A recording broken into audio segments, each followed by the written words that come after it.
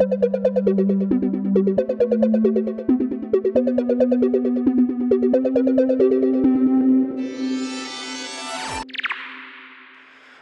shit, it's episode 14 of the Gaming Memories podcast where I roboclip the blessed beatmaker, aka Kate Call, your host, and the only duly ordained prophetseer and revelator of the one true gaming podcast, the one you're listening to right now, Gaming's Memories, motherfucking.com.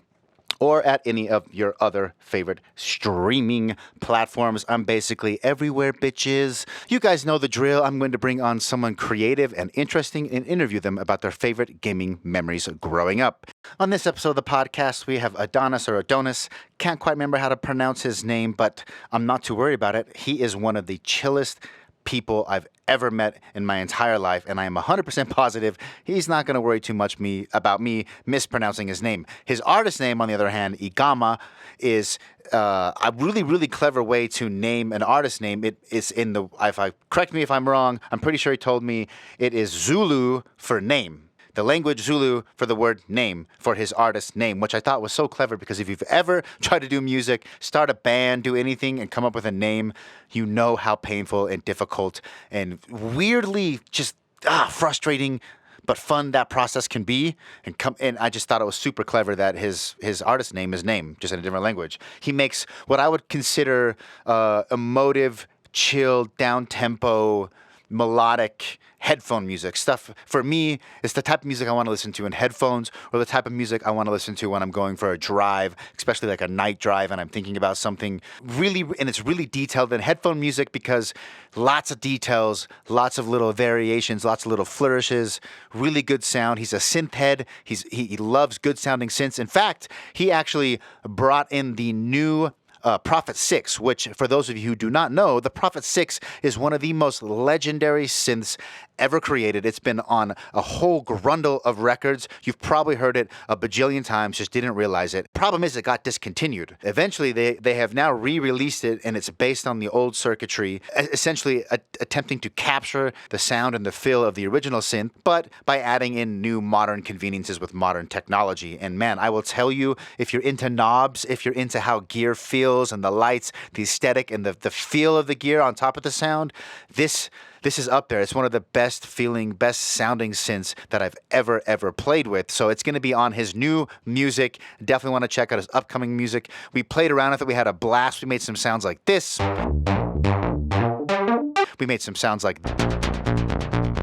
And we basically shot the shit and talked about our favorite gaming memories growing up. And I had a fantastic time. Please check out his music. I will put all of the applicable links in the podcast description. And last but not least, kids, don't forget to share the good news of the Gaming Memories gospel. You know the rules, kids. There's only one way to happiness and only one way to success, and that's through the one true path, and that's the Gaming Memories gospel. And that is the one true gaming podcast, what you're listening to right now. If you tell your friends and family about it, you're surely on the right path because the gods said so. And when I say the gods, I mean the holy triforce, the holy trifecta of gaming gods. And I say these things in their name, the Father Miyamoto, the Son Kojima, and the Holy Ghost, Mr. John Carmack himself. Amen, and enjoy the show.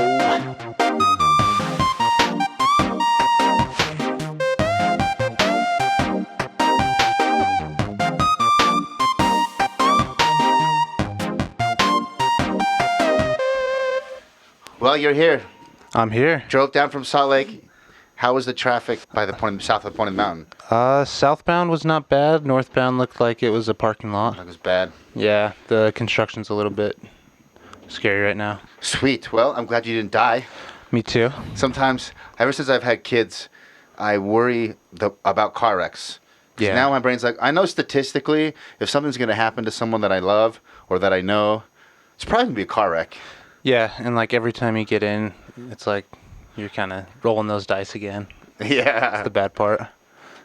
Sweet. Well, tell people who you are. I know you from, is it Igama? Yeah, Igama. Igama Sounds. And you also did a collective, right? Yeah. So we had Oceanades Collective. Oceanades, yes. Yeah, and it was just me, my buddy Nick on guitar, and violinist Christina Westernick from DC, and we just did like remote collaborations and stuff like that. And then some other musicians from Ogden got involved as well. And then just did a little bit of live So stuff. you're from originally Ogden? Yes, sir, Ogden. Yeah, I remember. Didn't you guys do like an event in Ogden? Yeah, we did. It was an album release party. It was pretty fun. We had Aaron Gazia. Oh play. yes, Yeah. I do remember that. Yeah. I think that's where I met you or got connected with you. Yeah, exactly. Because Gazi went out there. Sweet. Yeah, it was fun.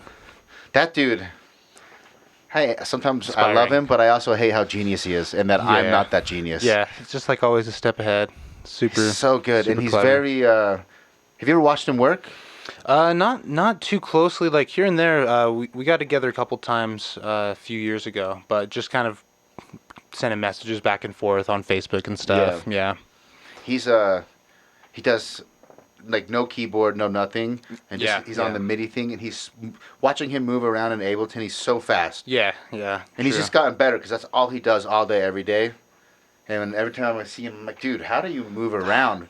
Do ideas just pop in MIDI? That's all right, just pop in out MIDI. Oh, I'll make a melody. Doesn't know anything really about keys. Yeah. But it's just all by ear, like on the grid. It's got to be like this high. Okay, that's what I want. And he's just fast. Programming it. Yeah. It's awesome. Yeah, they're crazy. I'm trying to get either one of them on the podcast, but they're busy. We'll get them. I had Omar on. Yeah. Who else is with that? Because I bet you probably know a bunch of producers. And producers play video games. That seems like that goes hand in hand. There's a lot of parallels, I think. Like, trial and error and just different types of, the hand-eye stuff. And yeah, it's a good platform for music. Anyways, like some of my favorite music is from video games, and I think it just they play hand in hand really well. A lot of people have talked about how Derek, you met Derek Decay or Decay? Yeah. He was on, I think he's last week's episode. He said that he got into music making because he wanted to learn how to make music for video games. Yeah. Because he wanted to learn how to make video games, and that for him, when he played games, it was the music that always stood out the most. Yeah. I'm like, okay, because we're trying to figure out why is it. I've met maybe like 1 out of 100 when it comes to producers that aren't like pretty into video games. Yeah, I don't know. It seems like most of them are. I've talked to a few that are like, no, I don't have time. Like, I can't do it. Yeah, it's pretty rare though. Yeah, it's true. So I had the idea for the podcast. I'm like, I want to interview creative people about video games growing up. I'm like, I bet everyone I know that produces music. Yeah. Like that's hundreds of people I could start with right then and there. So that was the idea. And with like electronic music especially, it's like video games kind of they generate a lot of interest in that. So yeah. What is not necessarily the first game you played, the very first video game you ever saw? Ooh. First video game I saw was... Get a little closer to the mic, too. And talk loud for me, because I'm deaf. The first video game I ever saw was probably like a Galga handheld module and like poker video games and stuff with my grandparents. And then like after that, maybe like the old original Game Boy playing Mario. What year were you born? I was born in 93. Okay, so you're a little bit younger. I was born in 85. Yeah. Yeah, I think I looked it up with one of the past guests. It was, I want to say like 85 is when the NES came out. Okay. So I remember getting one when I was 5, but I didn't know at the time I was already 5 years old. Yeah. I bet Super Nintendo came out like 90 or 92. Yeah. But I don't remember much later. Yeah, but the Game Boy, I think the Game Boy, I saw on some history channel, video game like YouTube history shit, that up until, I want to say, the newest Game Boy, the DS, the Game Boy was like the highest selling handheld of all time. Wow. So it doesn't surprise me that you'd run into one. Yeah, there's a lot of hand-me-downs too, just in people that seemed like they took care of it. It was like it wasn't exactly easy to come by back then. So most of the people that had them, they like kept them around and stuff for a while. What's the first game you played that you remember playing? Probably like Ninja Turtles on Super Nintendo. Which one? Ninja Turtles, I think like Turtles in Time. Was it Turtles in Time? Yeah, Turtles in Time. Like the arcade beat 'em up. Yep. Side scroller. Yeah. Yep. I was Donatello every time. That was like my guy. That's a good one. Yeah, that one's fun. Damn, the first Turtles in Time. That's the first level. You're on the bridge, and the Craig the robot's like behind the bridge, and he shoots his like I-beam at you. Yep. And the boss is. I always liked him, the fly dude. Yeah, the mad scientist in the Big guy. Apple. I can't remember the name What's of the his name? scientist. They're the and he has the little boss. like mouse robots, right? Yeah. No, is that a different guy? No. So there's that first boss. Yeah, it's like kind of a fly looking dude. Yeah, and he's got the wings. And then I can't remember exactly which, all of them now. But that was probably the first game I played. Let's see, what else did we play on the Super? Super Mario 3, I believe, or no, Super Mario World. It was where you could ride on Yoshi. Yeah. So that was a big one, and that's the first one that had. No, Super. Mario 3 had an overworld on Nintendo. Yeah. Never mind. Yeah, that one was cool though too. You could get like the raccoon hat and everything. Double Dragon? No, you could get the raccoon hat on Super Mario 2, or I think on 3. Super Mario 2 was kind of weird. That was the one where you could like pull out the beets from the ground or the radishes. Yeah, you could pull up, and then all the bosses were those dudes that spit out eggs, and you had to jump on the egg, pick it up in the air, throw it. It was weird. It played like more floaty, I remember. It was kind of a dud, in my opinion. Like I could never quite get into it like I could with the first or the third one, but. Yeah. But in theory, if you think about it, it's got a lot of cool features because you could go indoors, and like go underground, and then you come back outside. Mm-hmm. They did change that a little bit, like they started to bring in the dimensions a little more. Yeah. It is kind of an odd duck. No one ever talks about it. It's 1 and 3. Did you play? So the first game you remember playing was a Super Nintendo game. Was it your Super Nintendo? No. It was my buddy's. My friend Nick, and he was in Oceanids with me. Like, stayed friends all this time. But yeah, I played Super, and then I think the first console we had at home was a Genesis. I played a bunch of like the college, like football games, NFL games, and then like Sonic, of course, and Sonic Pinball, and there's a ton of good Genesis games. Then we got a 64, and that was like the first like legit console we got. That was your first one you had at home? Yeah, we had the Genesis, and then we had the 64. Okay. But, just 64, but you played NES and Super Nintendo at your homie's house? Yeah. Okay. Yeah, which were fun, for sure. What do you remember? So, because I'm sure you're going to have more memories of Genesis and the 64 because you had them. Sure. But let's what games from just NES at your friend's house do you remember that stick out to you? So definitely the first Mario games, and then my favorite NES game is Zelda 2. Zelda 2, really? That's also an odd duck. Yeah, it is. That one I like. Some people love it. Yeah, it was like more RPG style, and then like you have the overworld, and then it's pretty challenging temples too. You have, I think, like 8 different temples, and then you have to fight Dark Link. And it's all. I haven't beat it, but I lived with a kid in Alaska. Yeah. My friend Kevin Howard. Shout out to Kevin Howard. We lived together, and he had an emulator on a computer with save states. Mm-hmm.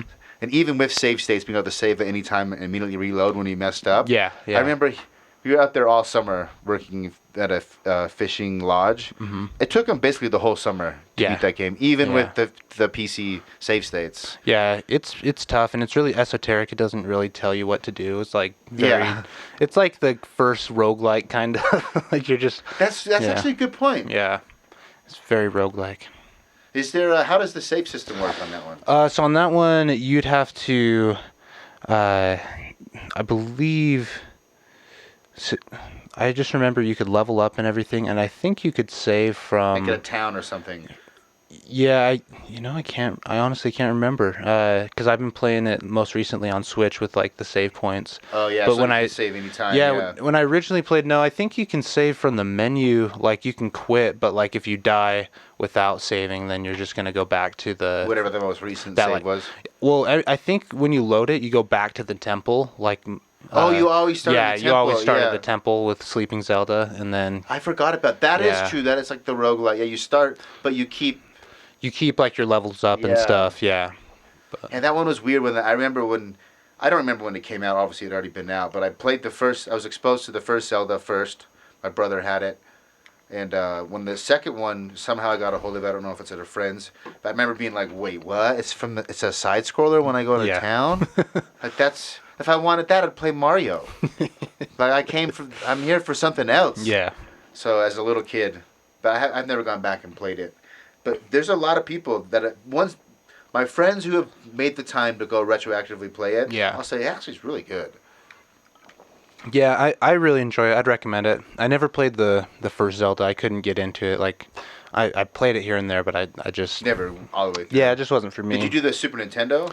No. So honestly, the only Zeldas that I played all the way through was Zelda 2. I got almost all the way through. I got like 7 temples in, or just like one shy, and then I beat Twilight Princess. I played a little bit of Wind Waker. I pretty much skipped the N64 ones. Like even though you had a 64. Yeah, I just didn't have. I didn't have Zelda. Just wasn't into it. No, I just didn't have the games. Like I had like some of my friends had it, but we would end up playing like multiplayer games a lot of times. Yeah. And then on 64, we were playing a lot of like just like Mario 64. Played what was it? There's this like motorcycle game. Which one? I'm forgetting the name. I think it was called like.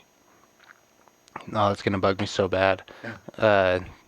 What kind of game? Describe it. It was like a futuristic motorcycle racing game on 64. Oh, G-Force? Yeah, I know exactly what you're talking about. It's gonna bug me so bad.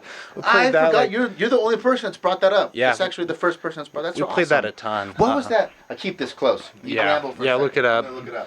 But I don't know. 64 had so many classic titles, and I think that was like the first. Like we were playing GoldenEye, first PvP type stuff for us. So Conker's bad for a day.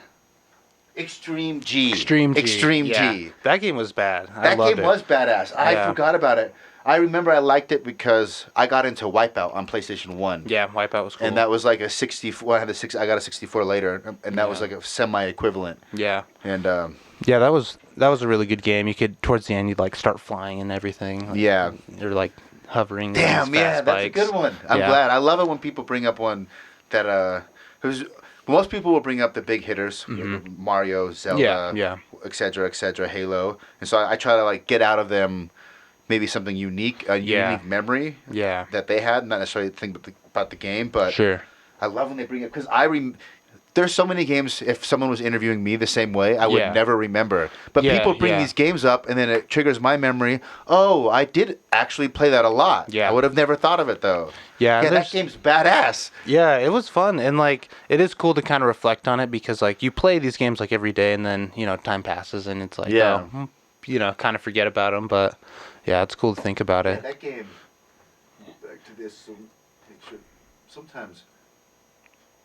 Still working. Cool. Yeah. Sometimes we have technical difficulties, and I gotta like watch the screen, and then just I gotta make a cut anyway. Yeah, it happens. Starting a podcast, even though I know we both do music and I have the audio background, I was like, that's easy. 2 mics. Yeah. Like that's I record drums. Like this is gonna be. I don't even have to worry about it. I've had so many technical difficulties simply because you go so long. Yeah, that makes sense. And just more time for like a cord will move or a driver or something will happen on my computer. Yeah, it'll freeze Ableton, and it's because at what other point have I ever recorded for more than like a minute or to 5 minutes at the most? Yeah, like unless you're doing these long extended studio sessions. Like it's kind of like music's kind of moved away from that. I think unless you're buying out a ton of studio time somewhere, but like that's true. Yeah, the modern day producer stuff, like you're just recording for like little clips. Yeah, I love that the bedroom producer is such a real thing. Yeah. And honestly, you can do like almost everything with just a computer. Everything. Yeah, like just a computer nowadays. You don't need that much hardware. And kids who are really good, really good, they can make anything and it can sound very real. It doesn't have to sound electronic. True. Yeah. Like the softs, just the synths and the sample-based synths. Like you want to make a badass orchestra, like you can do that with native instruments. You can do that. Yeah. I'm not good enough, but yeah, I've started to get into the native instrument stuff lately because it's like pretty much the highest quality sounds that I can find that are just like, if I'm going to go with something that's a preset. Normally, I'm like kind of either building the sound or just like really tweaking a preset. But with like, orchestral sounds, it's the native instrument stuff. I really like the string sessions I used in like my most recent stuff. So that nice little like touches here and there. I don't like to do a whole song with it, but have you seen ads for Output? Output like I've seen a couple videos that make me think like, I might want to try that. That seems really convenient. Yeah, they make that reverse bank too, don't they? The reactor instrument bank that's like reverse instruments. Isn't that by output? Oh yes, I know what you're talking about. Yeah, like Rev or something. I might be confusing it, but they have one called Arcade or Arcade by Output or Output by Arcade. Getting those flipped out where it's all sample based. Like they take real samples from a song, I guess that have been cleared or whatever.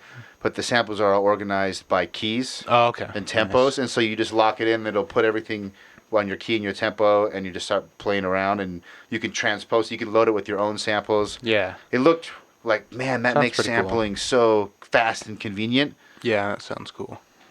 Yeah, I go back and forth with sampling. Like it's easier for me to kind of make samples than just like take something off the internet. Sketch and, like, ideas. Yeah, it's I don't know, because I'll get like whatever off the internet, and then it's never like really. It always kind of takes its own life, which is cool. But I kind of like to take an idea that I'm having and try to like create that. So, yeah. Lately, I've been on a new kick where I don't even worry about sound design, sampling, or anything. Yeah. Everything, I sketch the whole song, arrangement, all just in MIDI with just like whatever bullshit preset. Yeah. And I've been like, okay, I'm gonna look at it as if it's two guitar players, a bassist, and a drummer. Fair enough. Just like sketch that out, like the bare bones ideas. Yeah. And then my brother and I, then you can start like branching out from that. Yes. But to solve the problem of like you get into like producing and sound design, you make like a really cool 8-bar loop. Yeah. It's like, well, how do I turn this into a song? Yeah, you got to make sure like and the you already bones burned are out. good. You already beat off all your creative like juices. Yeah. You already like had the fun part. Yeah. And so you're just like, I'll just make another idea. Yeah. Everybody does it. Yeah. Everybody does it. It's true. We all deal with it. So this has been a new exercise where it's like, okay, I can't play with sound design. Yeah. I can't play with sampling. I can't like do all that cool stuff until it's all arranged. And it sounds cool just in these like cheesy MIDI parts. Yeah. Because now I know the idea is solid. True. And then you can make it sound however you want. You can do like, different versions of it and stuff. Yeah, that's cool.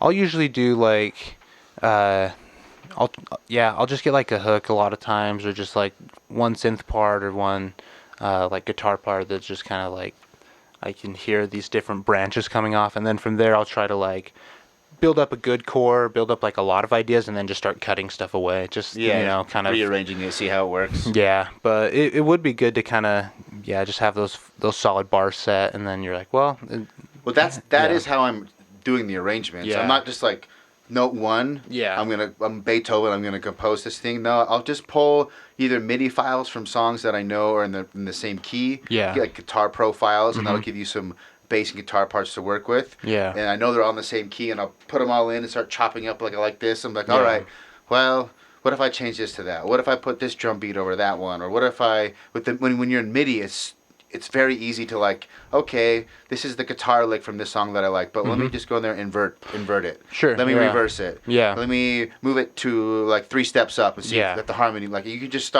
immediately start playing with ideas. Then I just come up with a bunch of like little sections that worked out. Like they actually sound good. Yeah. How do I turn those into? It's been an interesting. We'll see how it turns out. Yeah. I'm It's been excited an to hear, interesting man. journey. Yeah. That's kind of a cool way to look at it, is like sampling, MIDI too, and then it's like sampling the MIDI, basically. Breaking it up from there. Because That's then cool. you mix the MIDI up, it already starts becoming closer and closer, or original, or more and more original, or more and more unique. But then you add the sound design, which in the sound design inevitably like gives you ideas where you start changing things around even more because the sounds start firing. Yeah. And by the time you're done, it's like, I don't know, the results so far have been good.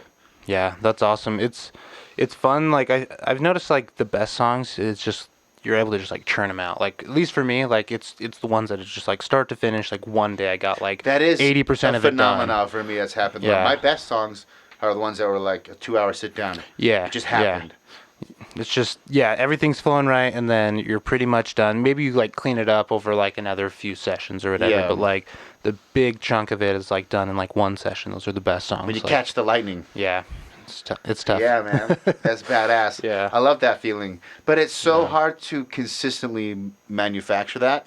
Yeah, I mean, I've always wondered. Do you think guys that are really prolific, is it like they come up with the system that gets them where they can catch lightning more often. But it's still, at the end of the day, because I get the sense that, like, I know, like with pop records, someone like Rihanna, they're going to have a bunch of beats from a bunch of different producers to choose from, hundreds. They're going to narrow it down to like 50 that she records vocals on, and then they narrow that down to like the 12 that are going to be on the album. Yeah, and I mean, at that level, I think they're doing like market research too, and like, you know, audience probing, like tests and stuff like that. But, you know, yeah, it's tough. I think some of the best producers, they're able to put enough like constraints into their process that they just get stuff done for one. Like I think that's because it's endless and you can get lost. Yeah. Which especially now that everything's going in the box, you're not recording on tape. There's not like a physical limit to how many takes you do. So that's so. I think you're 100% right. It's the guys who figure out this is my process, and that those are the limits, and they'll tweak it and change it and evolve it. Yeah. But it's hard. It's hard to make a decision because as a creative, it's fun to explore new doors. Yeah. But in order to really mine a certain vein or a certain door, you have to say no to the other doors. Yeah. And that's so hard. True. Yeah. It's so hard.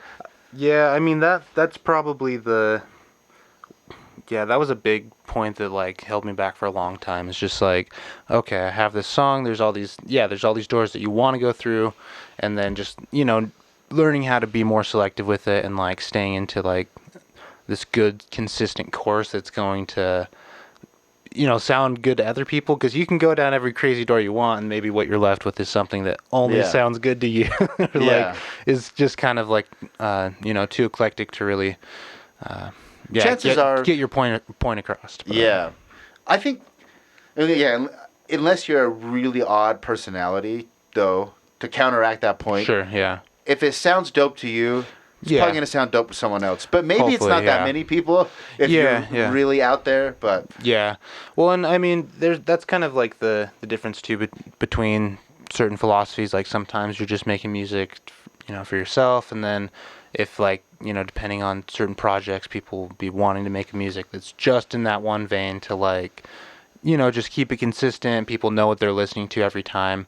That's been something that's hard for me to do. I kind of just like let music take me wherever it wants to go, and for the most part, I'm cool with it. And I do just like make it for myself. But it is interesting to see like certain songs where I have become a little more focused, and then seeing how it communicates to other people sometimes. And I'm like, well, yeah, there's like different factors when you start making music to share with other people, you know. You want to get a point across, and you start to think about like, okay, how do I express that most efficiently? That's kind of where I've been trying to get lately. It's just like having like this idea or like this certain feeling I want to create, and then like being able to do it like just really emphatically, just put out focus, a consistent badass version. Man, it's hard. That's why I love that the barrier of entry is so low that literally anybody can do it. Oh yeah. I mean, at this point now, you can have a pretty cheap laptop. You can pirate Ableton. It's not that hard. Yeah. Which everyone does. True. And I feel like Ableton gets it, because you end up buying it, because you get sick of like upgrades and bugs and just like bullshit that you have to deal with. It's like, I'm just gonna I'll fucking buy it. They source all of the cracks. They get it. And it's so nice when you finally get it and it just auto updates and everything's just that was a nice feeling. I remember I had like a really old version of 9 for a long time, and then I finally upgraded, got 10 and everything. I was like, okay, this is sweet. Yeah. I love that the barrier of entry is so low, but as you were saying, you can make music for yourself, and there might be some other people that like it. But if you really want to make music that other people like, well, so is everybody else. Sure, yeah. And it's so hard to be found, but at the same time, anyone can do it. And I was thinking about this at video games. As the tools that people make to make video games get better, what happens when video games become as low barrier of entry as producing music? Yeah, great for the player. I mean, like that. I thought about that for a while. Like, that would be awesome, but it also could suck. Yeah, I mean, it would suck more for people who just want these like AAA games that are like, you know. I mean, there's still pop music, right? There's still Taylor Swift. There's still like an avenue for mass appeal. Like this is a product that's made to appease to as maximum number of people possible. And to turn a profit. Yeah, I mean that's in like the video game world. I think that's like your Call of Duties and stuff like that, like these kind of massive shooters, and which is cool, whatever games you enjoy. But I think with pop music too, now it's just such a perfected machine that like. I don't know. It's crazy. Like if you think you want to be a pop star, that's like totally different scenario than just being a producer. The whole thing from A to Z. I was just thinking if there was a SoundCloud. I mean, the kind of Steam is sort of like this. There's a ton of indie games. We're getting there already. But as like trying to learn, I've tinkered around with like playing my own games. Like I just had one idea. All right, I want to learn how to take the sprites from fighting games. Import them into a game engine and like rearrange them into like different moves, and then make it move like a Metroidvania. Just see if I can get a guy to like walk around and throw some punches. Like that'd be cool. So I tried to take the sprites from. He's in Street Fighter Alpha series. He's the guy. I don't know if you ever played him. Yeah. He's also in Final Fight. Okay. I'm like, he just looks cool. I like his animations. I spent like months just trying to learn how to do that. The barrier of entry is still extremely high. Yeah, I think it's still higher than music for sure, and there's not like like nowadays just with the amount of presets and sample packs and stuff, if you have like a decent ear for it, you can drop stuff in to a track and like get something that maybe is like passable as if you want to like I want to make like really core trap. And you have a good ear, you're going to be able to go through your sample packs, put them together in a way that makes sense. And because they're good samples, it's going to sound good already. For the most part. But I mean, it's still tough to kind of get, just have an idea of like how to actually arrange a good track and like how you want to produce like the layers and stuff.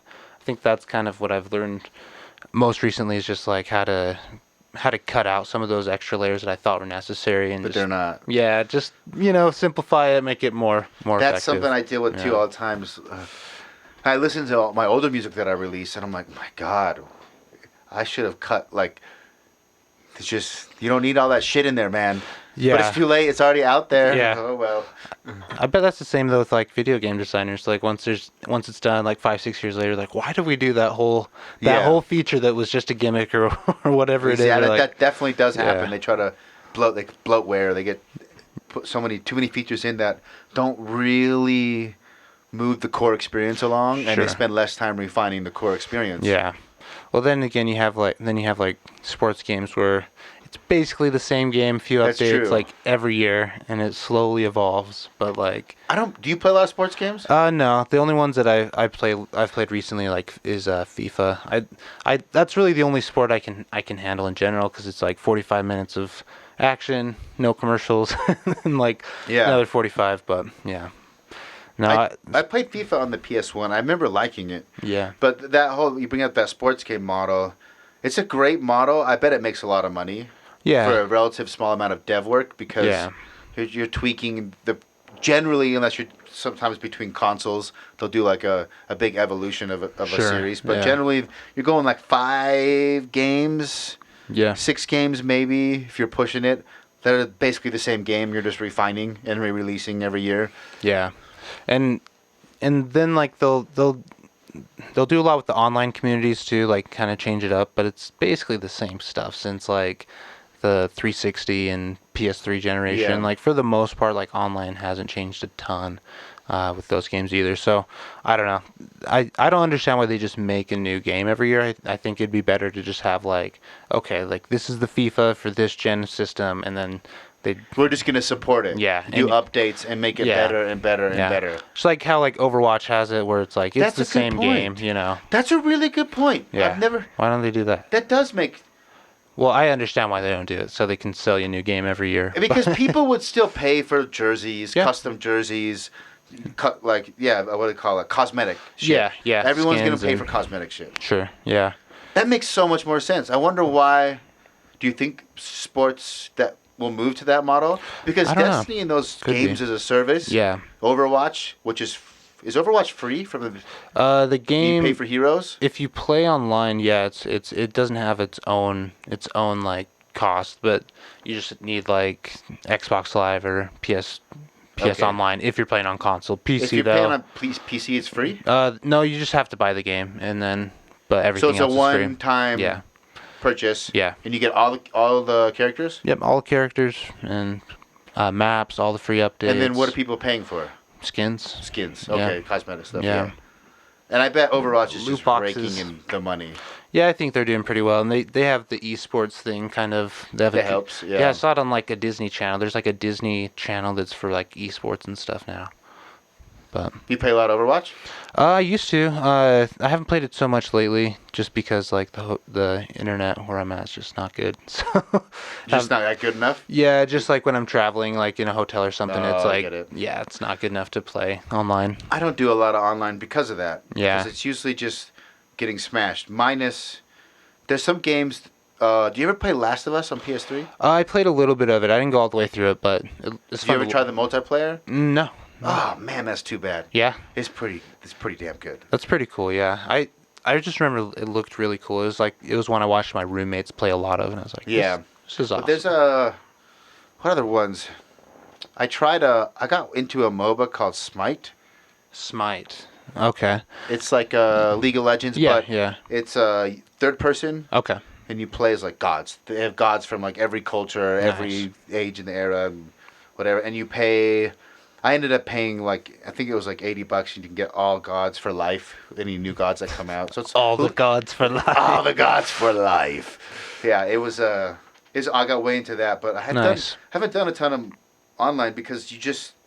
If I can get with people that are my homies and like, we can get a lobby together and play. Sure. Something co-op I like online, but hopping on like something like Fortnite or Apex. Oh yeah. It's like I talk about games a lot, do the podcast, but I realistically sneak in maybe an hour to two if I'm lucky a week. Yeah. And then I'll binge. There'll be like 1 or 2 games a year. I will just be like, sorry. Life, like I'm binging this shit. I'm playing this. It's happening. Yeah, this is happening. Oh man, that was me probably like when Skyrim came out because I was such a huge Oblivion fan, and I was like waiting so long for Skyrim, and it came out, and even though I was pretty disappointed, I still binged it like initially when it first came out in Skyrim. It was like a little bit of both. Like I loved it and I hated it from the start because that's held as like a. I didn't get into it, but it's like a. It's almost one of those games. It's like Radiohead. You can't talk shit on Skyrim. Yeah, I mean, most people really love it, and it is one of the best RPGs. There's just a lot of silly stuff about it that I always thought I could go on. It looked like clunky.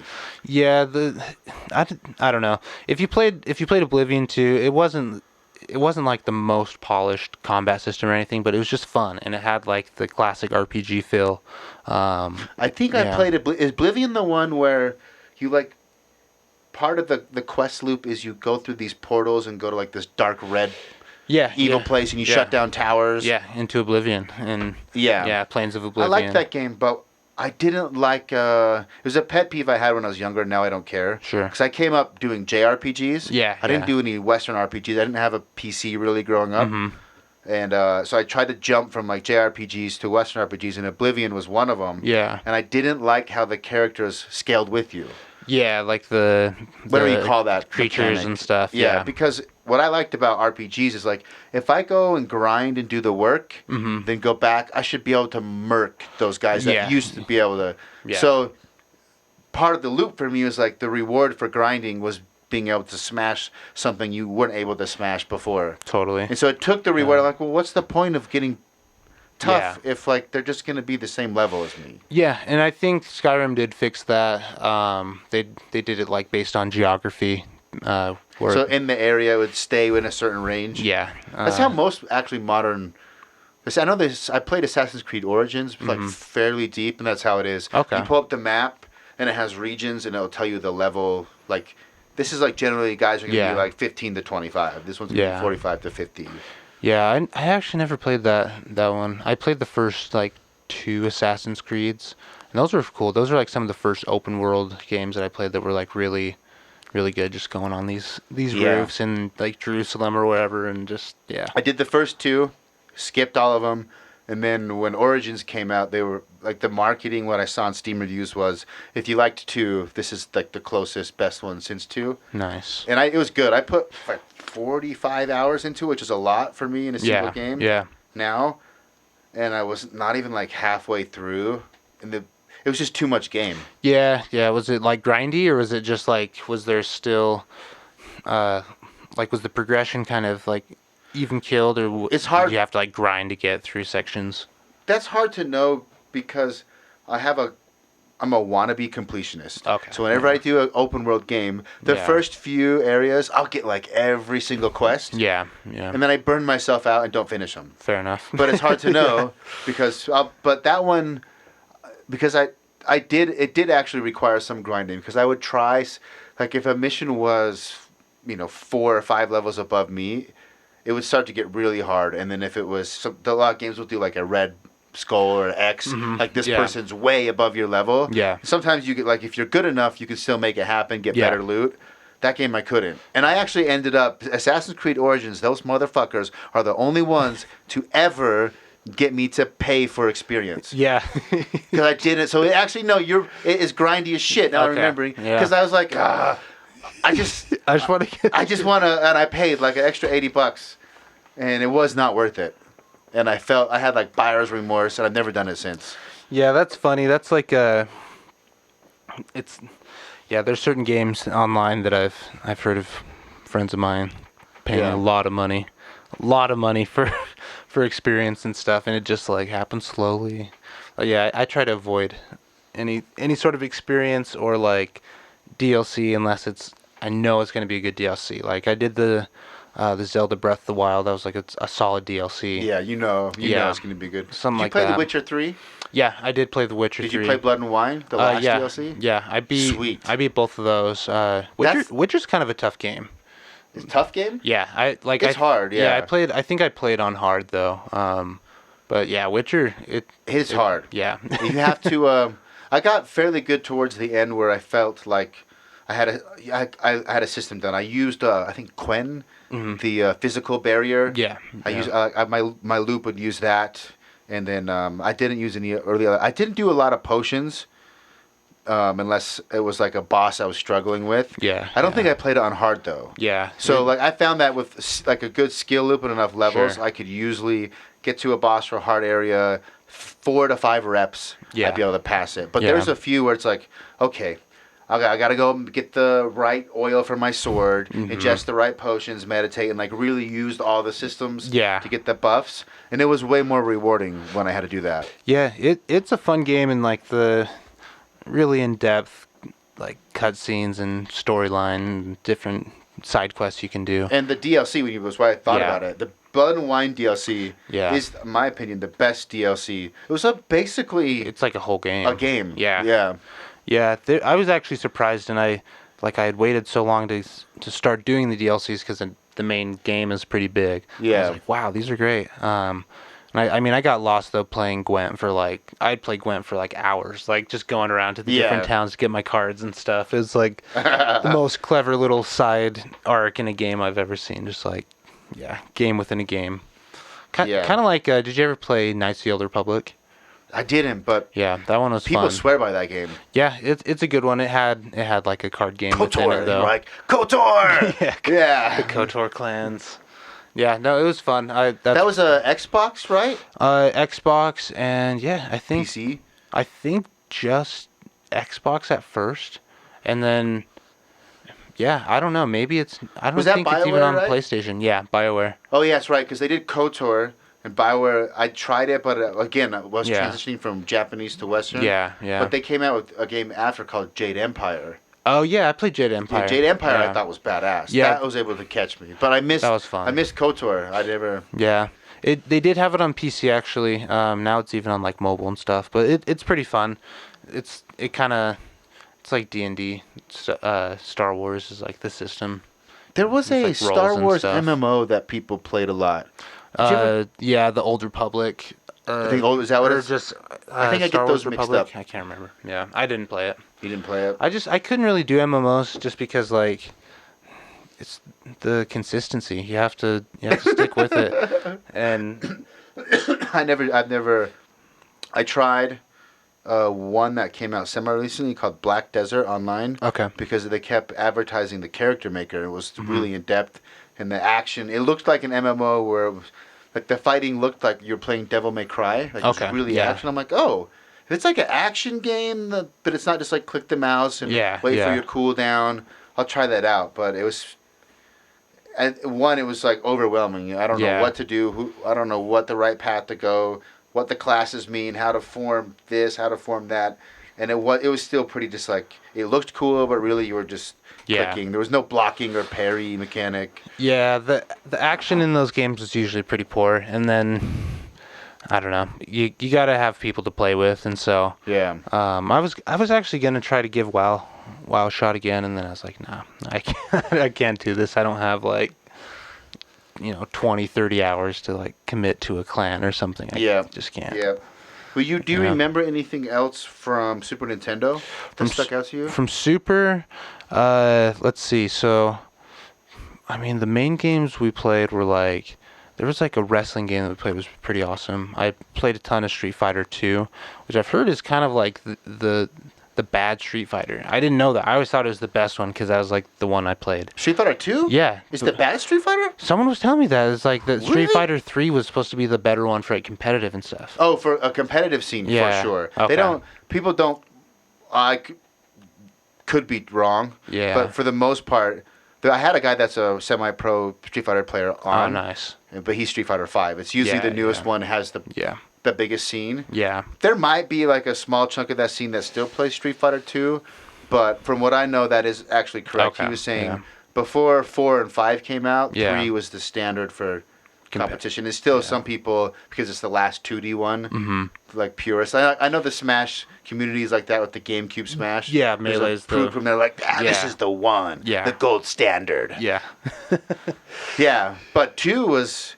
And that's true. That's a good point. That game is, when you go back and play it, it's choppy as shit.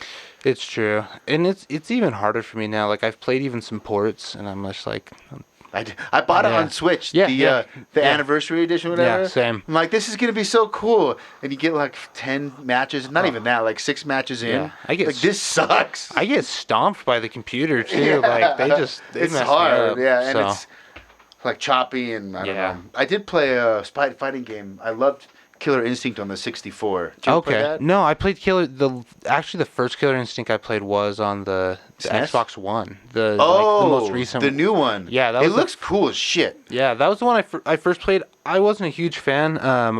My favorite fighting games was like the Soul Calibers. I like the weapons. The weapons, yeah. I haven't got. They're a little bit of a slower game, right? It just depends. Like I think Soul Calibur 4 is pretty fast paced. Maybe not quite as fast paced as Street Fighter, but it's kind of like in the middle between like a Street Fighter and like Dead or Alive. Okay. That kind of flow, I would say. The combos are a little different. It's not like so many quick little combos for your specials. But yeah, I've casually played that game. I always play as Nightmare. Yeah. I think he looks the coolest. Yeah, he's got an eyeball and a sword. He's good. And I like it. I remember the GameCube version had Link. Yeah. And that was like a big deal. People were freaking out about that. Play with Link. Yeah, that was Soul Cal 3. That was a good one.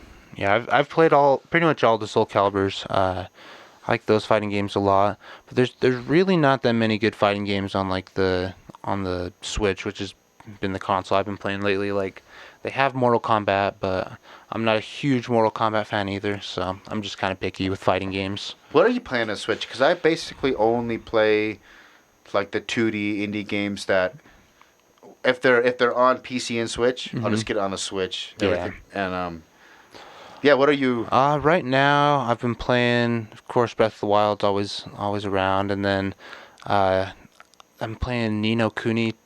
Wrath of the White Witch. I never played that. That was a PS3 game. Yeah, and they just ported it. It's really fun. It's kind of like, I guess it's like the Dragon Quest games a little bit, but I never really played those, but that's what I've heard it compared to for those style of like JRPGs, but it has like the Studio Ghibli art and music, so it's really like immersive and it's fun.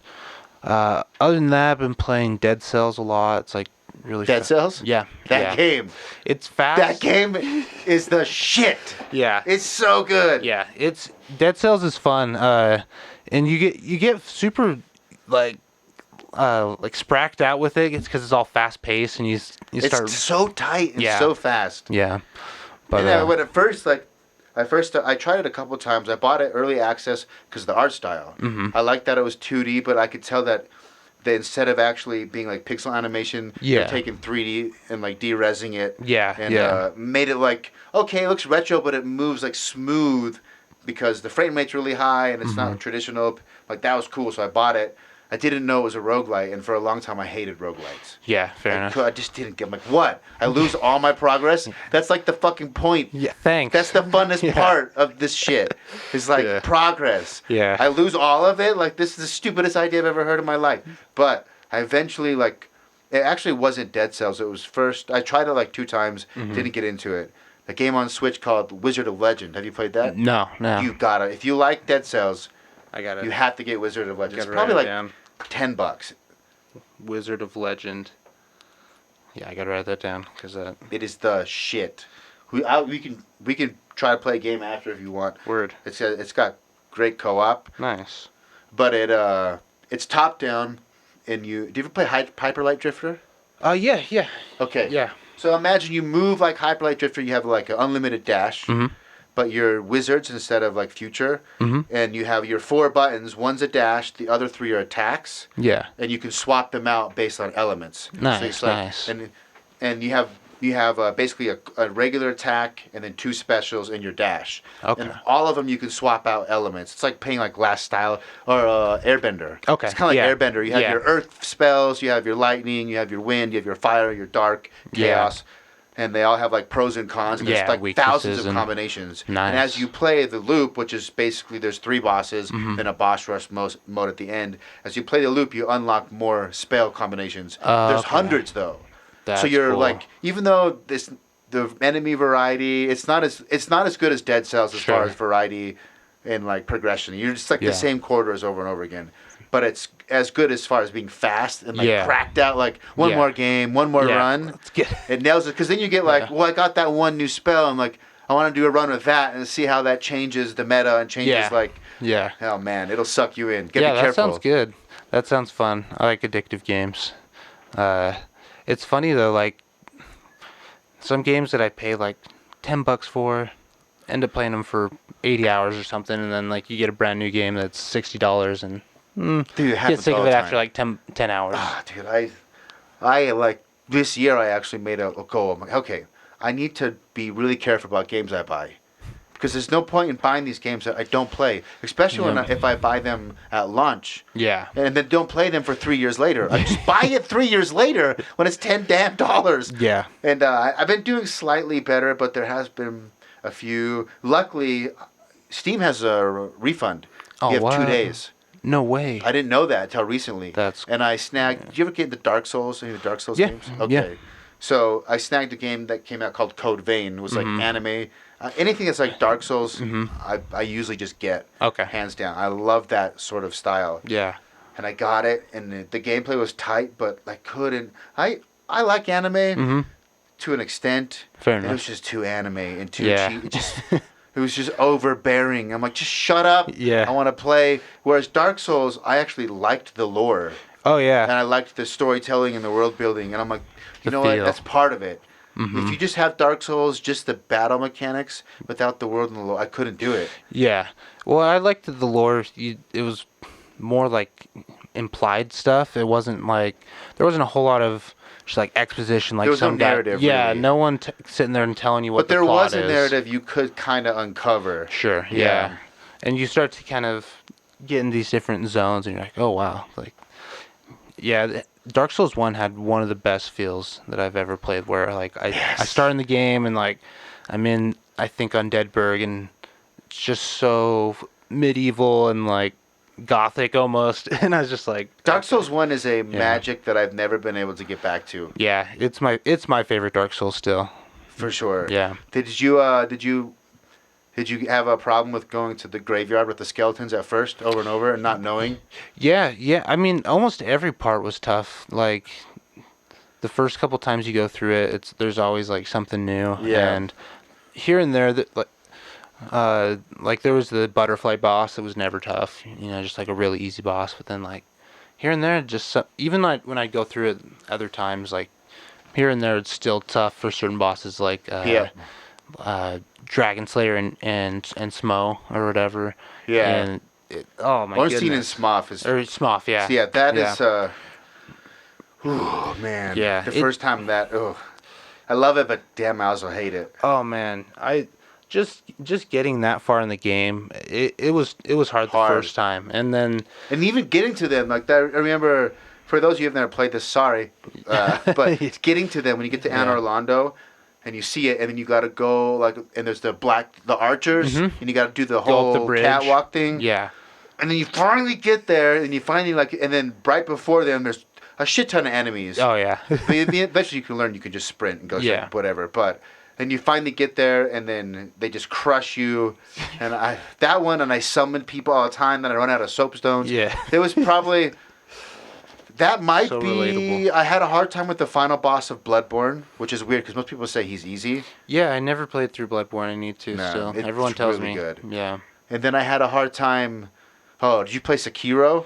No, I haven't yet. Oh, it's brutal as fuck, dude. Is it harder than? It's hard to fight. Yeah. It broke me. I haven't beat it. Like I quit. I got like little shy of halfway through, and I'm like, I just need to come back to this because. I didn't realize it was going to take me 60 hours to get good enough to play through the 30-hour campaign. And it's not that hard. It does not play like Dark Souls at all. Yeah. It plays like opposite. Like it punishes you for trying to play it like Dark Souls, and it's so ingrained to like that type of gameplay that unlearning those habits and like pulling back and being like, this game the mechanics are completely different. It's very, very. It's hard, man. Do you level up, or is it just that you have to get better? Okay. But not near as much. Okay. Like it's the stat system.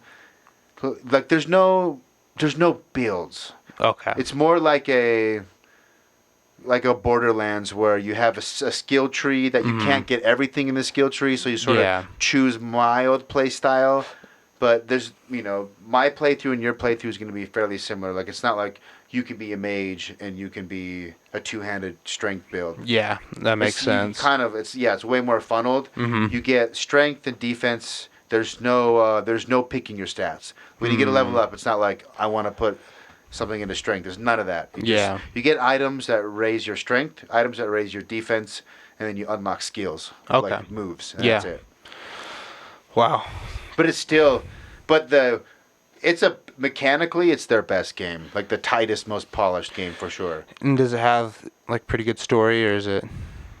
I'm not far enough to know. Yeah. The setup is actually, they like he always does. They tie in the birth and re-death mechanic into the lore. Okay. So that's pretty cool. There's like a curse that he has, and it's something to do with a bloodline. Like there's a certain bloodline that has this ability that you'll be reincarnated at shrines if you die, like you're undying. Nice. And but they haven't explained that, and you're trying to rescue a prince that is like the last person with that bloodline, and that's about as far as I know. Nice. It's pretty dope. Yeah, I'll have to try it. I haven't been able to play too much like PlayStation lately, but it's nice that you can get these games now, and if you want to, you can just get them digitally. Do you have a PS4? Yeah, I got a PS4. Have you tried Neo? I played Neo a little bit. I couldn't quite get into it. I didn't ever like buy it. I just played it with a friend. And like it seemed really good, but it also was pretty tough. I was like, I'll have to sit here and get kind of used to these. Yeah, these different mechanics. Faster. I don't think it's as hard as Sekiro. It's more Diablo. It depends on what you like. If you like more. Have you played Borderlands or Diablo? Yeah. I played it's more Borderlands. Like loot based. Like you're constantly getting like small variations of different loot, but then you can break them down and get certain stuff to craft with. So you're always like looking at loot, like, do I want that? Actually, I can take that. I can dismantle it. That's cool. I'm farming this, whatever. So that part is really addictive. As far as lore goes, bullshit. It's like cheesy anime, whatever. Yeah. Forgettable. But the action's awesome, and the loot, and the constant new gear, and the builds. And that's the opposite of Sekiro. Neo is even more wide than Dark Souls. Yeah. You can go like completely totally. You go on the internet and there's hundreds of builds that people have figured it out. Yeah. And all of them have these crazy ways. The end game is very, very hard. Mm-hmm. It's like Destiny. You basically have like raids. Okay. Where you have to go with someone online, and you all have to have like the best builds to even make it through. Or you're done. Yeah. Yeah. One of my colleagues, he plays Destiny, and he's just like, I have to commit for like 15 hours to level up to do this, so I can do this raid. And I was like, that's a lot of commitment. It's funny how video games were like always seen as something you do when you're slacking off, and now there's like all these like this commitment you can enter into playing online games.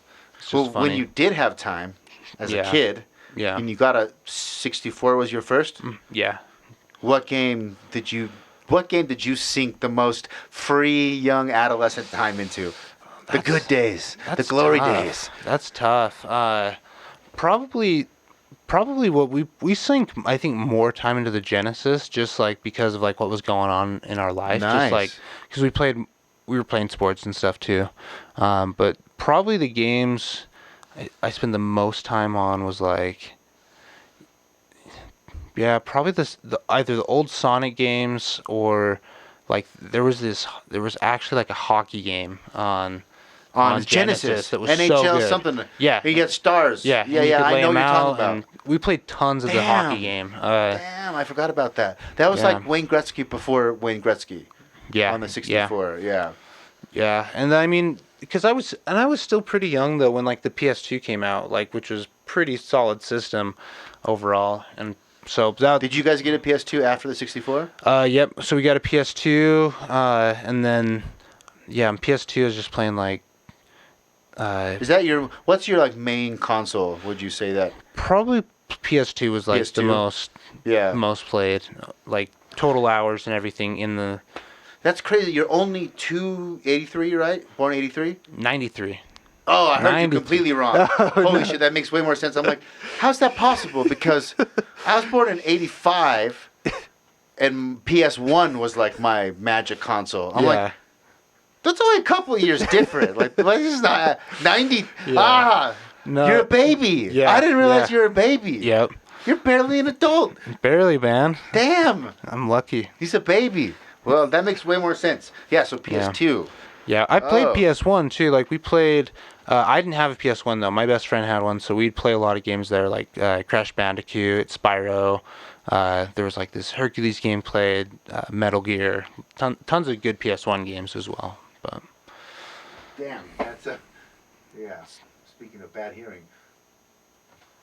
93. All right, so PS2. I did play a lot. PS2. I was a little bit older than you. Yeah, that makes sense. So PS2 is going to be like an early one, and then was what would have come out after? Did you get it to a 360? Yeah, we had a 360, and later on I got a PS3.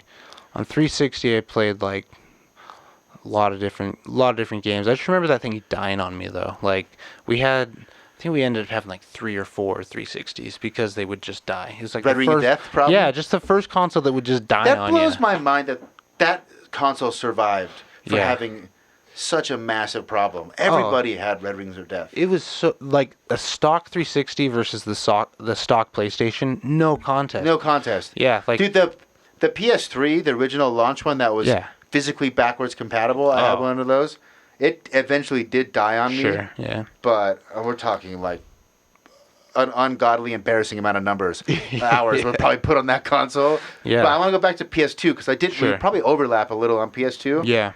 What games stick out to you on PS2? PS2 played a ton of like the NBA Street game was one of the first ones we played. Tons of Grand Theft Auto, like SSX, Tricky, and yes, SSX. Yeah, SSX3 played that. Even had like the Lord of the Rings games on PlayStation 2. It was pretty fun. Did your parents, were they cool? I always ask, people bring up Grand Theft Auto. I always ask like, because for me it was this. It ended up being a little bit of an issue. Yeah. Because they saw shit on the news. Yeah. What about? I don't know. Like at my house, it was pretty much chill. Like my mom didn't really go through my game inventory. Like that wasn't, and like she let us rent games like whatever we wanted really. Yeah.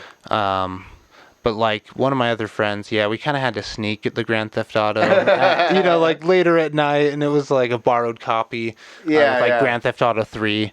And then by the time San Andreas came out, I think my mom was just like, all right, they're gonna play whatever they want to play, and they're not gonna shoot up a place. So yeah. No, they were pretty questionable though too. Like even from the loading screens, you're just like looking over your shoulder. Like, parents always walk in at the worst times. Yeah.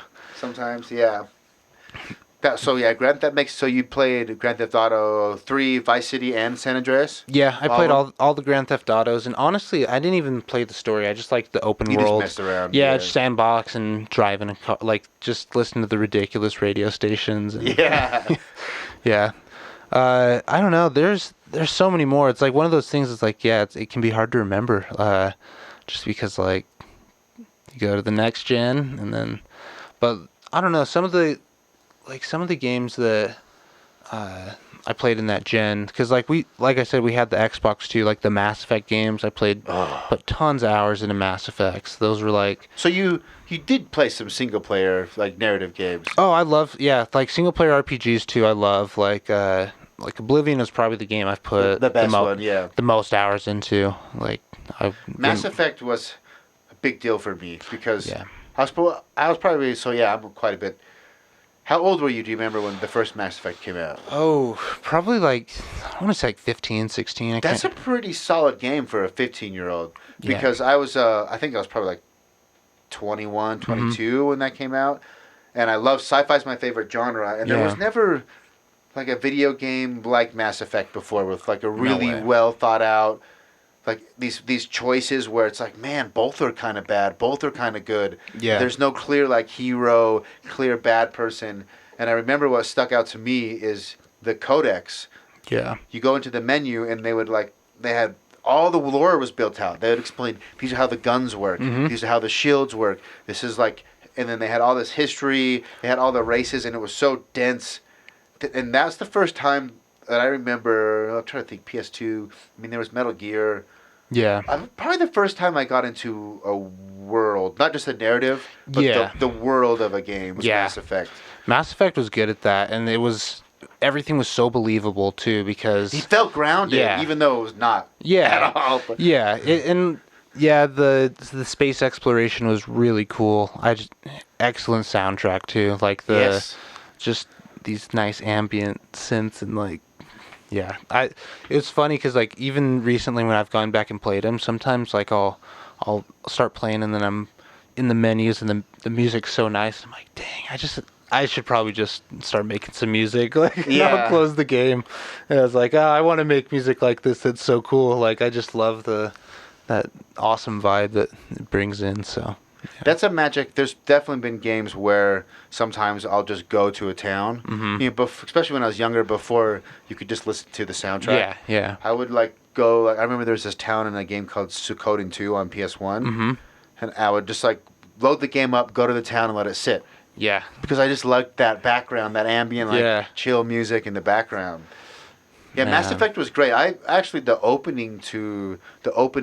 this weird thing with title screens. Sure. When I was a kid, I would get so excited to go rent a game. I got old enough to ride my bike to Blockbuster. At the time, it was generally like a Nintendo or a Super Nintendo game, maybe Genesis. Yeah. And I always thought the artwork and the music was the title screen was kind of like this big moment. Yeah. You got this new game and how cool is the title screen going to be? It says something about the game. It's something about the game. Yeah. And it's almost like album covers or even the booklet in games now isn't a big deal. But I still have this thing where I get very excited about title screens. And I know the new Mass Effect Andromeda everyone hates. Yeah. I actually liked it. One of the dopest title screens. With the intro, it's like...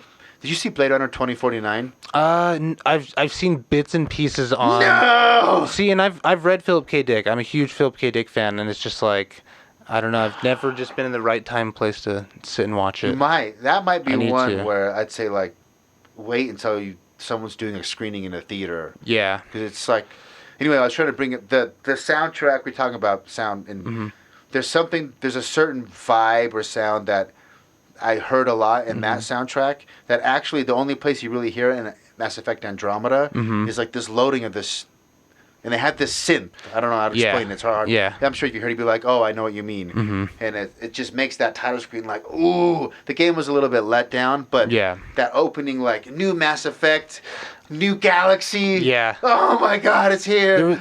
There was a lot of excitement for it, and then it kind of was like a... Yeah, I didn't hear a ton about it. It kind of fell off my radar. I beat it, but it's the absolute best Mass Effect mechanically speaking. Okay. Just like the gameplay is fucking amazing. The combat is not just better than the rest of them, like light years better than the rest of them. Wow. Yeah. The story is light years worse. The lore, there's one new alien race. There is like some cool. There's I think 9 planets you can land on and actually drive around and explore. There's some cool exploration. The enemy variety, lore, story is. Like, it's so bad it makes you wonder, how did this turn into a Mass Effect game? Why can't we just have it all? But the combat was so good and addictive. I'm like, it's Mass Effect. I'm going to grind through it. It's funny to me. Like, I've been kind of curious. Like, it seems nowadays that maybe it's easier for developers to make a game that they know isn't going to be perfect. It's going to basically just maximize that profit margin, even if they have to invest less money. It's not going to be a big hit, but they don't risk. Exactly. I think that game actually costs a lot. I think they rebooted it. Dang. Maybe that example, but I know what you mean. Yeah, I've had that sense where it's like, oh, this is one of those games. Like, it's like just good enough to sell pretty much what they would have if they would have made it a badass game. Yeah. I don't know. I could be wrong, but it's like I don't know, especially for me because I like single-player RPGs a lot of times, and it seems like... It's a rare thing. Yeah. That is a really solid one. I just think they're really risky. They are, and I mean, even like Bethesda, they could surefire make another Elder Scrolls that would sell, but they're not even like thinking about it right now. It's not even like on... I mean... You think they're not going to do their Elder Scrolls? No, they're going to do it. It's on their radar, but I don't think it's in production right now. I think I think they're working on other stuff. They just want us to have to wait. Did you ever play Dragon Age? Yeah, I played the first and second Dragon Age. I didn't get all the way through on them, and then I tried to play Inquisition. Origins? I tried to play Inquisition like 5 or 6 times. Oh, Inquisition, yeah. And I could not. Really? I tried to get into it so much, and then what happened was like, I figured out was like when I was hitting creatures, it just wasn't satisfying. There was no like tinks and like I don't know. I played as the mage, so maybe that was different. I actually ended up playing because you can switch. I know what you mean. It had very like MMO-y feeling, like floaty combat. Yeah, like just when I was hitting stuff, it didn't feel like I was hitting it. Whereas like when I'm playing Dark Souls, it feels like I'm hitting it. No, I have like a there's weight, and it's like there's weight to that shit. It just I don't know why that. To me, that little like tactile response, like maybe a good middle ground. You might have already played it. It's just got released on Switch. Dragon's Dogma. Oh yeah. I just got the Dark Arisen. Dark Arisen on Switch. Yeah, I started playing that, and then It's a hard learning curve. I remember I played it on PC when they came out, like the Dark Arisen or like other version on PC because it was a PS3 game, 360 game originally, and it took me.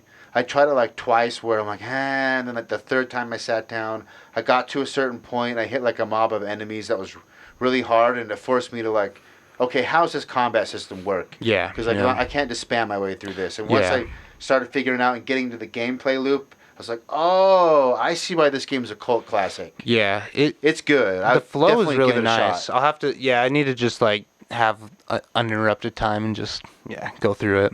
But I bet the Switch version is good. I love the Switch versions of Final Fantasy 9. Nice. How they have like the fast forward, the save and load at any time, the quality of life improvements. Yeah, that's important for those retro games. Yeah, everyone told me to like basically if you haven't played 7 at this point, it might be hard to get into. Because I didn't do too many JRPGs, but I've been thinking about it because everyone just tells me it's like, changed their life. So like, there has to be something there. But it's funny because like I kind of just played what was available to me, and then I don't know if they're hard. Like a few of them I go back and play, and I still like there's still magic there. Yeah. 7, which is probably like the poster child of all of them. It's like I went back and played it on PC with a bunch of mods where like. Someone has used NVIDIA AI upscaling to like make all the backgrounds 4K. Yeah. And then they have like swap out models. There's all this cool stuff you can do on PC. So it was like a half baked HD remaster version. Yeah. And I got like halfway through it, and it was just the writing was so bad. And I'm like, I don't remember this. When I was 13, this was way cooler. It's not as cool. It's not that cool right now. Did you ever play Crystal Chronicles on the GameCube? No, but that was like the kiddie Final Fantasy. Yeah. It's actually really fun though. Like you have to have 4 Game Boys and like the adapter cable. Oh, I forgot. Yes. Yeah. So it was tough. We had 4 SPs between a group of friends, and so we've done some Crystal Chronicle caravans. That sounds like it'd be fun though, because everyone. It's like a club. You all have to have this adapter. You all have the Game Boy, play together. It would make good for. I mean, LAN parties are some of my favorite memories of all time. Which that's, I mean, the 4-player. That's like a mini LAN party. Yeah, basically. Yeah. Analog LAN party with physical wires. Yeah. I have some really good memories of LAN parties. Which I wonder if they still. I think I brought this up in a couple episodes. Mm-hmm. If online gaming is awesome and it's convenient and it's obviously making a lot of money and there's esports and there's streaming, it's its own thing. But if that means less kids are having like local co-op experiences and LAN party experiences, I feel kind of bad for them. Yeah, it does take out some of the charm, you know. There's just something different about the magic of like GoldenEye when it first came out, and you can have 4 people play at once, or even Halo. Yeah. Halo was a big deal, and I bet Crystal Chronicles will be the same, because that's like Crystal Chronicles is an RPG. That's like now a lot of the modern online games. I've been playing this one a little bit called Remnant from the Ashes. Okay. It's like Dark Souls Western with guns, but it's like, imagine if you could play Dark Souls instead of just summoning someone in that can kind of communicate with you. They can go the whole game with you and you can talk. Yeah. And like those experiences, that's how I had a lot of good time playing that. Like, when you were talking about Crystal Chronicles, I'm like, if I was playing that same game but we were all 4 in this room, it would be even funner. Yeah, that's what does it. And like with Crystal Chronicles, you can synchronize your spells to make them like more powerful versions. Yeah, which is cool. Dope. But yeah, I mean, I've been asking myself this question, like, why hasn't there been a really, really good, just full co-op RPG, like even since like Fable? Because Fable was one of my first favorite RPGs. One. Yeah, and you had good morality system. You had like really good soundtrack. Danny Elfman actually did the theme, but yeah, just super good game. But just to be able to play it with a friend all the way through, like team up on bosses, kind of coordinate your builds. I think everyone's wanted that. Like, even if you could play, like Skyrim, for example, Skyrim with friends, like not Elder Scrolls Online, not MMO, just normal couch RPG. Yeah, that's what I would like. But we'll see if there are people do it. There's a game called Grand Blue Fantasy or something that looked some anime I've never watched, but that's how it was described. I saw it like PAX. Some news article on Kotaku or something, but it was described as a 4-player sort of action adventure RPG that you can play co-op with, like, and each player needs to be like a class in the battle. Otherwise, you just have AI companions. We might get some of those. I think with Final Fantasy VII, you might just want to wait until the remake comes out next year. It's only going to be the first part of the game, not the whole game. But interesting. They're just like, we'll just give you half. I might just wait, because like the original game, there's like magic to it. But if you don't have the nostalgia, it might just be like, what the fuck? I was looking at screenshots and I was like, I remember when this was passable. Like, I don't know. It's old, man. It's funny though, because I'm trying to think of the first game I played that was like, I was like, wow, what incredible graphics, you know. But yeah, you kind of when you were born in '90, so it's like you didn't live through the Super Nintendo and the PlayStation 1. Like, you already had PS2.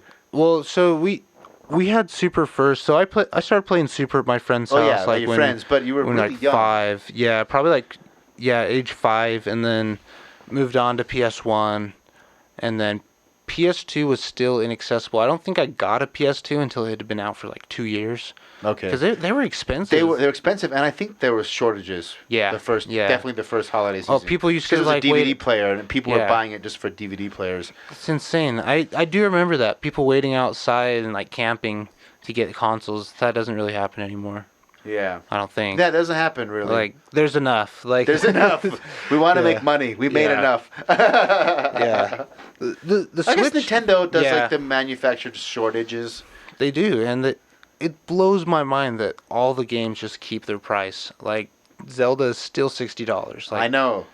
That's what sucks. Like 4 years later. The indie later. games they will drop. But yeah, their first party titles, no bitch. No. You're paying $60. For life. For life. Yeah. As long as it's printing full price. And then they'll stop. And then they'll wait. They can do that, though. They have... Nintendo's like... sort of like the Apple, maybe, of the video game world. Like, they just like... We have our system, our universe, our first... Like, you're buying into that. Yeah. We have a little bit of, like, the indie stuff on the Switch now. Mm-hmm. There's a lot of indie games on there, but... Yeah. Most people are buying the Switch to play Nintendo games. Yeah. Yeah. I mean, if there was no Zelda, if there was no Super Smash, it wouldn't matter. I'm not buying it, most likely. Yeah. Like, that's kind of like the entry point for me, and then I'll get all the other little games. I randomly pick up games on Switch all the time, though. It's like, just, it's on sale. Have you played Katana Zero on Switch? Katana Zero? Is that like a one? You never played Katana Zero? Is that I love it because I'm going to take credit for... You're going to remember me for life. That's how good this game is. Nice. Like, I remember that guy. He showed me Katana Zero. Hell yeah. I had those memories of people like who showed me a certain band that I ended up falling in love with. I'm like, I remember John. Yeah. He showed me that band. Yeah. Katana Zero. Katana Zero. Yeah, show me. It is I'm just going to show you.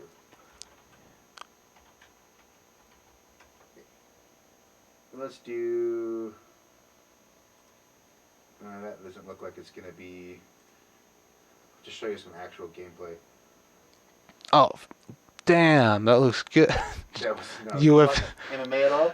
Yeah, I actually watched this last fight with Israel Adesanya. About that too. So you the main mechanic, I'll turn it down so we can talk.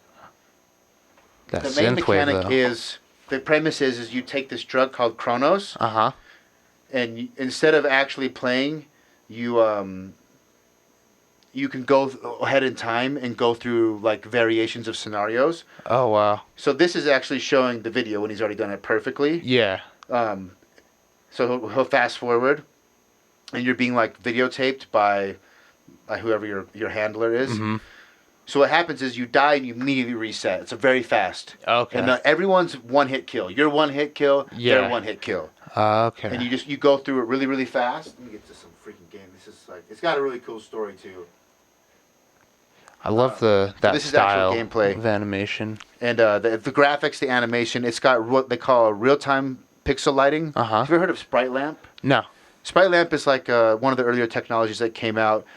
It basically lets you do like real-time lighting with sprite work, which normally, if you wanted different lighting sources, you'd have to reanimate all of them with different colors. Okay. So it's one of the first games on Switch to use that, which was how I heard about it way back in the day. Mm-hmm.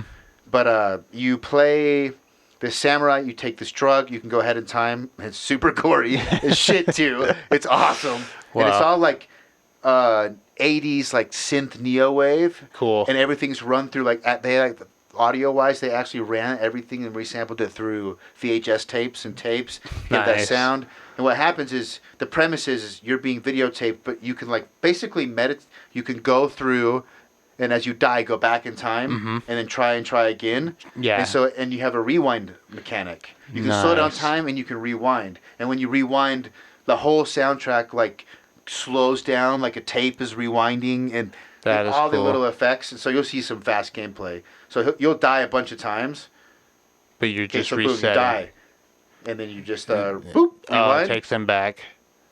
Oh, wow. Yeah, that's really cool. And then you play it again. Nice, until you finally get it perfect. And then until you can go through the run perfectly. Yeah. And then, lore-wise, that's what he actually does. Yeah. The rest of it's all in his mind because he's taking this drug. Oh, wow. That's really cool. It's a really cool premise. You can slow down time as well. Yeah, and, looks really cool. I can't believe I hadn't heard of this one. It is badass. Yeah, the story is awesome. The lore, it leaves it like a great... It's like the sci-fi world, and they do a lot of world building in like the details that if you're paying attention, you get like a real sense of the world they're living in, the politics, and like the state of the people. He lives in like this Section 8 housing, and he talks to like his neighbors. And like a little... It's pretty cool. Nice. And then the action is just boom, boom, fast. Yeah, it looks really cool, and...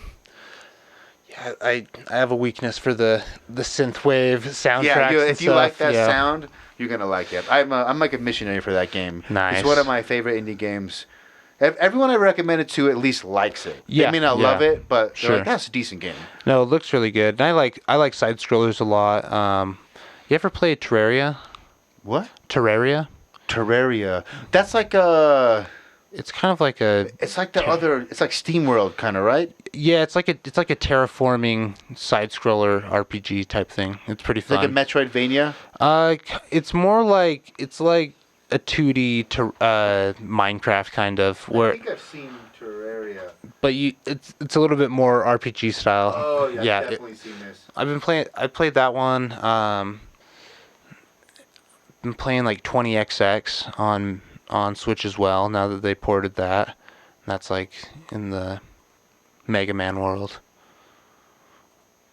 Oh, this is not what I was thinking. Oh yeah, this is like you actually build. Yeah, like you build and whatnot, and then with Terraria, like you have to get iron or whatever type of ore. Side scroller Stardew Valley kind of. Yeah, kind of less, You actually can farm stuff, but yeah, and you'll just mine down into the earth, and it goes down super deep, and you'll find different minerals, and then you can make a better. Every map is different. Yeah, it's a randomly generated map, and then there'll be different like biomes that will be on each map. Yeah. But it changes like what's there and like what you can find on each one. You can play with friends. It's a good game. See this being addictive. Yeah, sometimes these like cutesy, like simple building, they end up like sucking you in. Oh, this one, yeah, it's really addictive. I've put a good amount of hours on that one. I'll show you. Just want to sell you on Wizard of Legend as well. Oh yeah. Wizard of Legend. I feel like it's one of those games that I saw on sale, and I was like, this could either be great or maybe it sucks. And so like I never tried it, but it sounds like it'd be it's awesome. Ads. SoundCloud. SoundCloud is aggressive with their advertising. Oh, I know. Dude, they're always going after me. All right. So you can so I was saying the maps, it's not as good as Dead Cells, like it's just kind of like the same rooms over and over again, but the gameplay loop is really fast. So he's using like a wind build, his dash is fire, he's got wind attack, and then a wind special. And you can play with I think up to 4 people. Nice. And it just scales the enemies and adds more enemies when you have more people. It's really fun. Yeah, it looks cool. Like I like the animation style too. Yeah. Yeah, that one looks awesome. Indie-wise, the Switch is badass. There's a game called, if you like Metroidvanias, there's a game called Iconoclast. We're good art style. Owlboy. I haven't played that. Ads for Owlboy. That's amazing. I just got, Blasphemous. Blasphemous, is it good? It's good. I've seen a lot about it, but I haven't played it yet. It's, it depends on, it's like Dark Souls in the sense it's slow and heavy. Yeah. The combat's very slow and heavy. Like when you get hit, you get hit. Yeah. When you hit, they get hit. Yeah. Die fast. It's like Dark Souls. You have basically the same mechanic. You have save points. If you die, you can go back and retrieve the currency in that game is guilt. Yeah. Like the whole thing's built around like medieval, like back when the Catholic Church was torturing whores and cutting them in half and putting them in spiked cages. Yeah. It's like all that. And like the premise is you're trying to you're like this undead person who keeps coming back to life because you need to repent for your sins, and you carry all this guilt. Which I grew up Mormon, so like all that kind of plays in. Like I know what these words mean. It's sort of like this world is cool. It's like a really extreme like religious world. Yeah. But the platforming is actually harder than the. So if you don't like platforming, you don't like dying, falling off a ledge, and then having to start all the way back at your save point, that's the sucky thing. So you're like working your way to a new bonfire, basically. Mm-hmm. But besides enemies, you also have platforming sections. Yeah. And when you die on those, and it's like you start at the last bonfire, I got to go through all the enemies and all the platforming again. It's like sometimes like, I'll just play something else for my last 20 minutes because. Yeah. So that's my only complaint, but when you do get to a new area, there's always new power-ups. The animation, the lore, the bosses are all unique. Every character has every enemy has a unique death animation, which is awesome. They're all gruesome and really well animated. But that also has a mechanic like, did you play either like the new Doom 2016? No. Did you play God of War on PS4? No.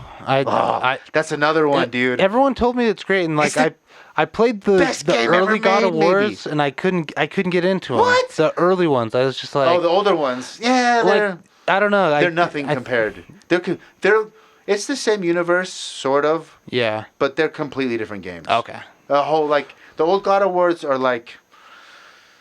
they're like teenage fantasy action games. Yeah, that's kind of the vibe I got off. Yeah, they're like you get to see some titties, which you didn't get to see very much. True. And you get to bang them. It's like Grand Theft Auto, and you get health. Like a little screen goes over, and you don't see anything, but it's like, oh.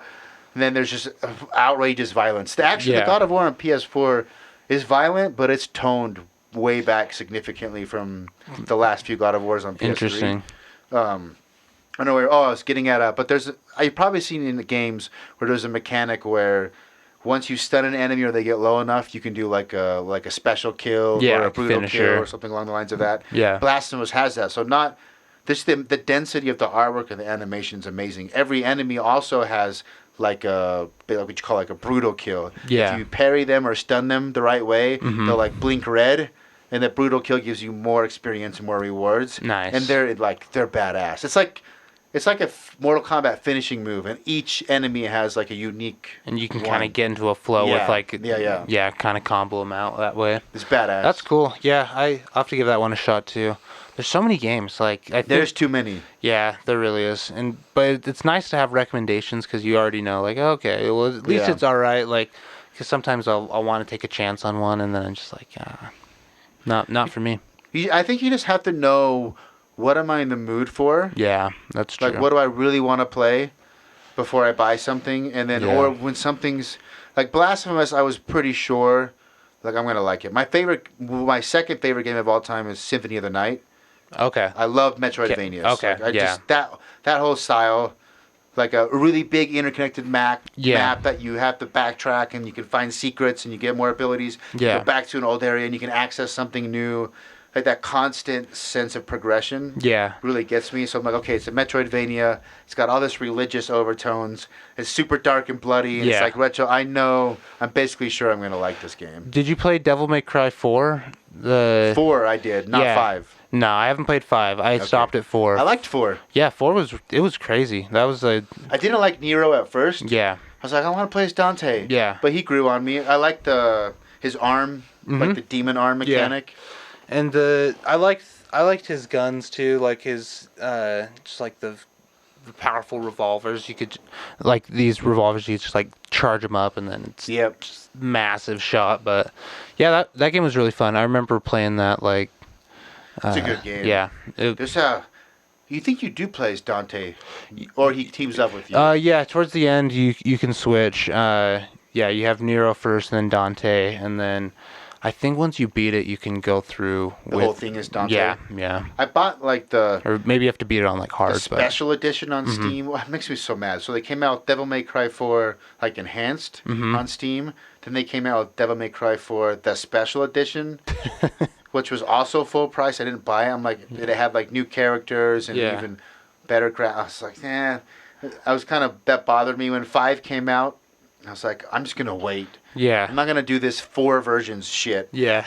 But have you gotten spoiled with 5 at all? Are you gonna play it? No, I haven't played it yet. No. You can watch the cutscenes on YouTube. Like they put all the cutscenes are amazing. That is some of the best cutscenes. The story's really good. I ended up like, fuck it. I'm just someone put together a supercut of the whole game. Nice. And I'm like, all right, that's the way to do it. Just watch it, and then you can just skip it while you're playing. Yeah.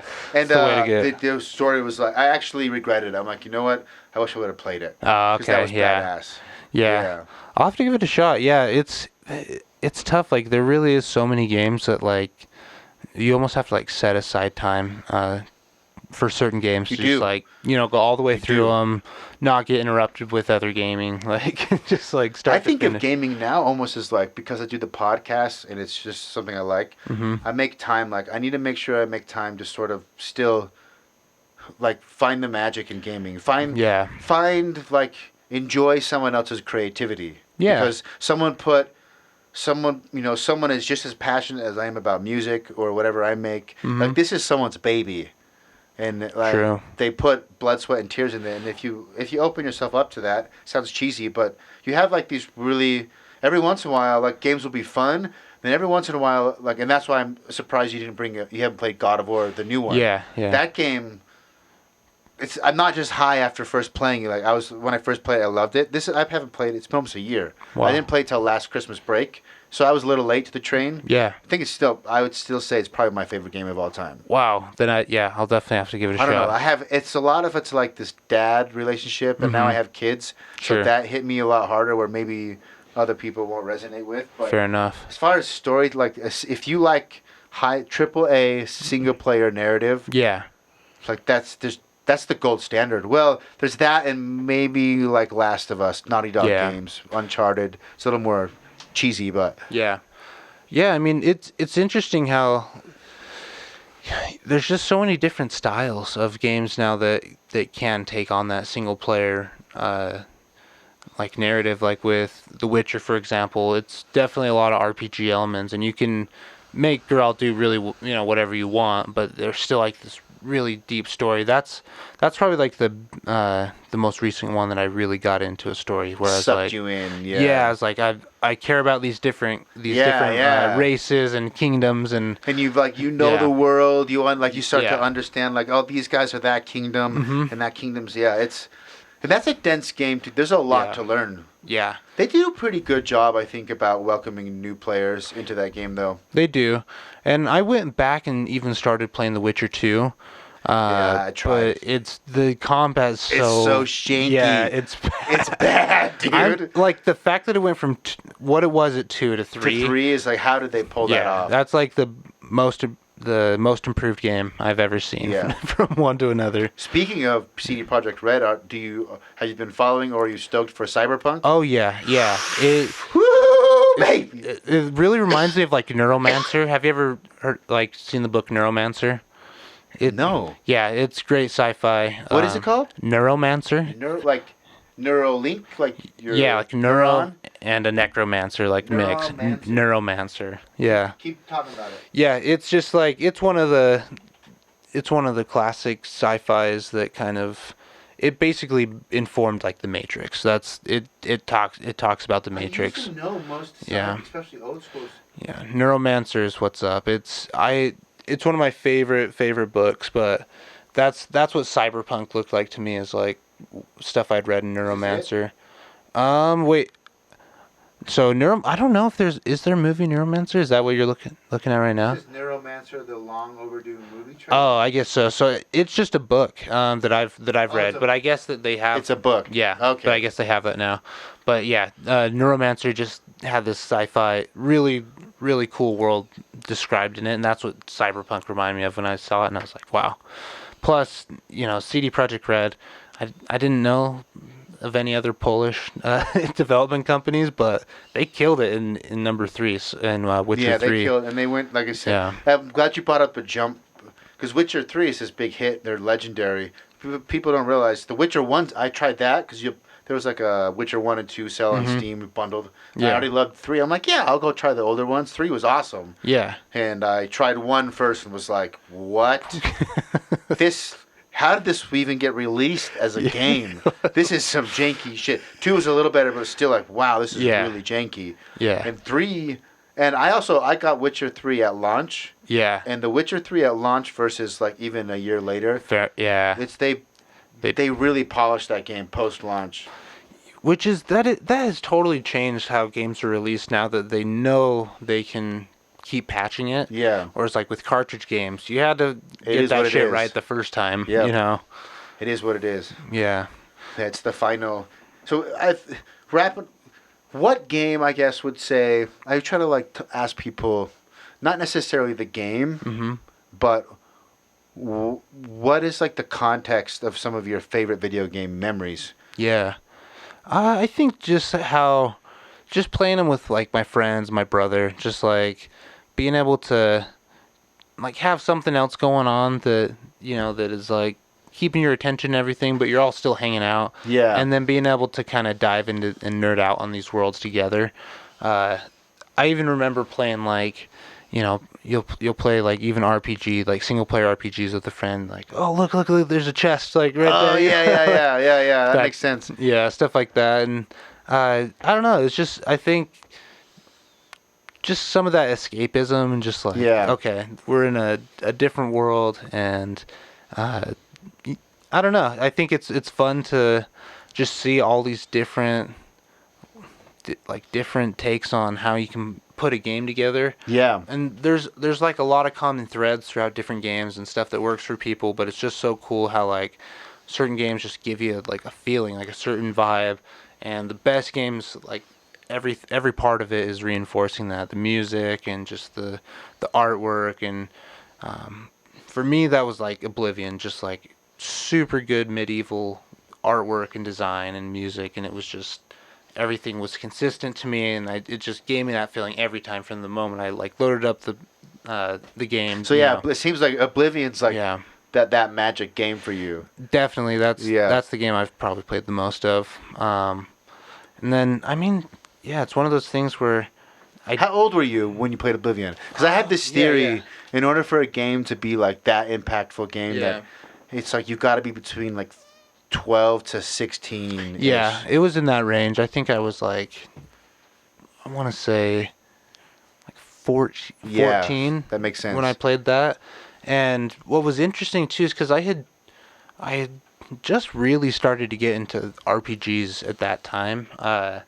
Like I started to play WoW a little bit and stuff like that, and I was like, okay, so this is a different style of game from say Mario, Yeah. And then it was like the perfect timing, and then I rented the game like twice, and I was like barely getting out of the prison and everything, and I'm starting the game, and I'm like, well, like what do I do? Like this is like, it's so big. Yeah, and so I didn't even get into it until like finally later on, like I bought it again, like a used copy, and I was like, something clicked, and I was like, okay, hours and hours just gone, like that's, so gone. Yeah, that's interesting. I've had that same thing happen where games that end up being some of my favorite games, like The Witcher 3, for example, I did 2 runs at it. Yeah. And I was like, just not. And somehow the third time, something came together and was, oh, this is the shit. Yeah. Yeah, that was like Kingdom Hearts for me. Yeah, we don't talk about Kingdom Hearts. Kingdom Hearts 3 was I felt absolutely betrayed by that game. See, I didn't even play it for that reason. Just because I didn't hear anything good about it, and I was like, that's bad when waiting for so long for a game. If there's not like a rave about it at this point, like I'm worried. It's so bad. That sucks. It's so bad. But I was like you, Kingdom Hearts. Yeah. When I first saw it, I'm like, Final Fantasy and Disney? Yeah. Like, what? Yeah. This looks lame as what? And you kind of like play with it, like, and then something catches you somewhere. Yeah, and you get really into it. That was one of the more challenging games on PS2, I thought, Kingdom Hearts 1.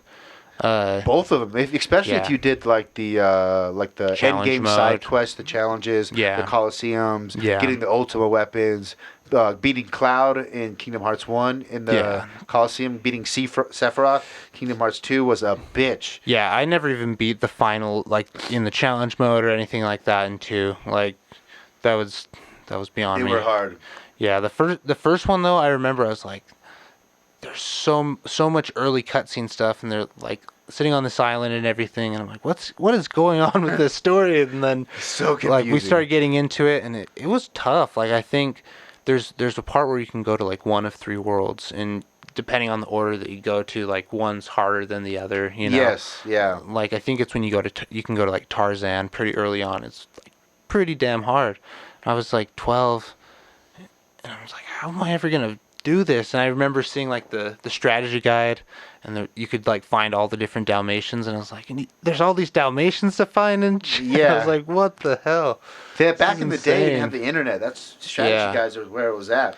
Oh yeah, the Prima guides. Yeah, the Prima days. Yeah, I think so. We had one for Mass Effect, the first one, because like you almost needed it. Like, at least for me, I was like 15, and I remember saying that's a big game for a 15-year-old. It was in depth, especially the first one. There was a lot more like inventory management than like 2 and 3. 2 and 3 streamlined a lot of the mechanics for sure. Yeah.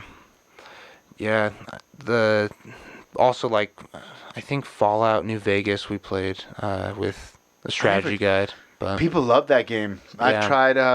I did not try any Fallout. I didn't play any of the 2D ones like 1 and 2. Yeah, Fallout 3 was a big deal, and I remember playing it on a friend's 360. Yeah. I remember thinking the draw distance, like, okay, this is a big open world. You can see really far. The graphics wowed me a little bit, but it looked clunky.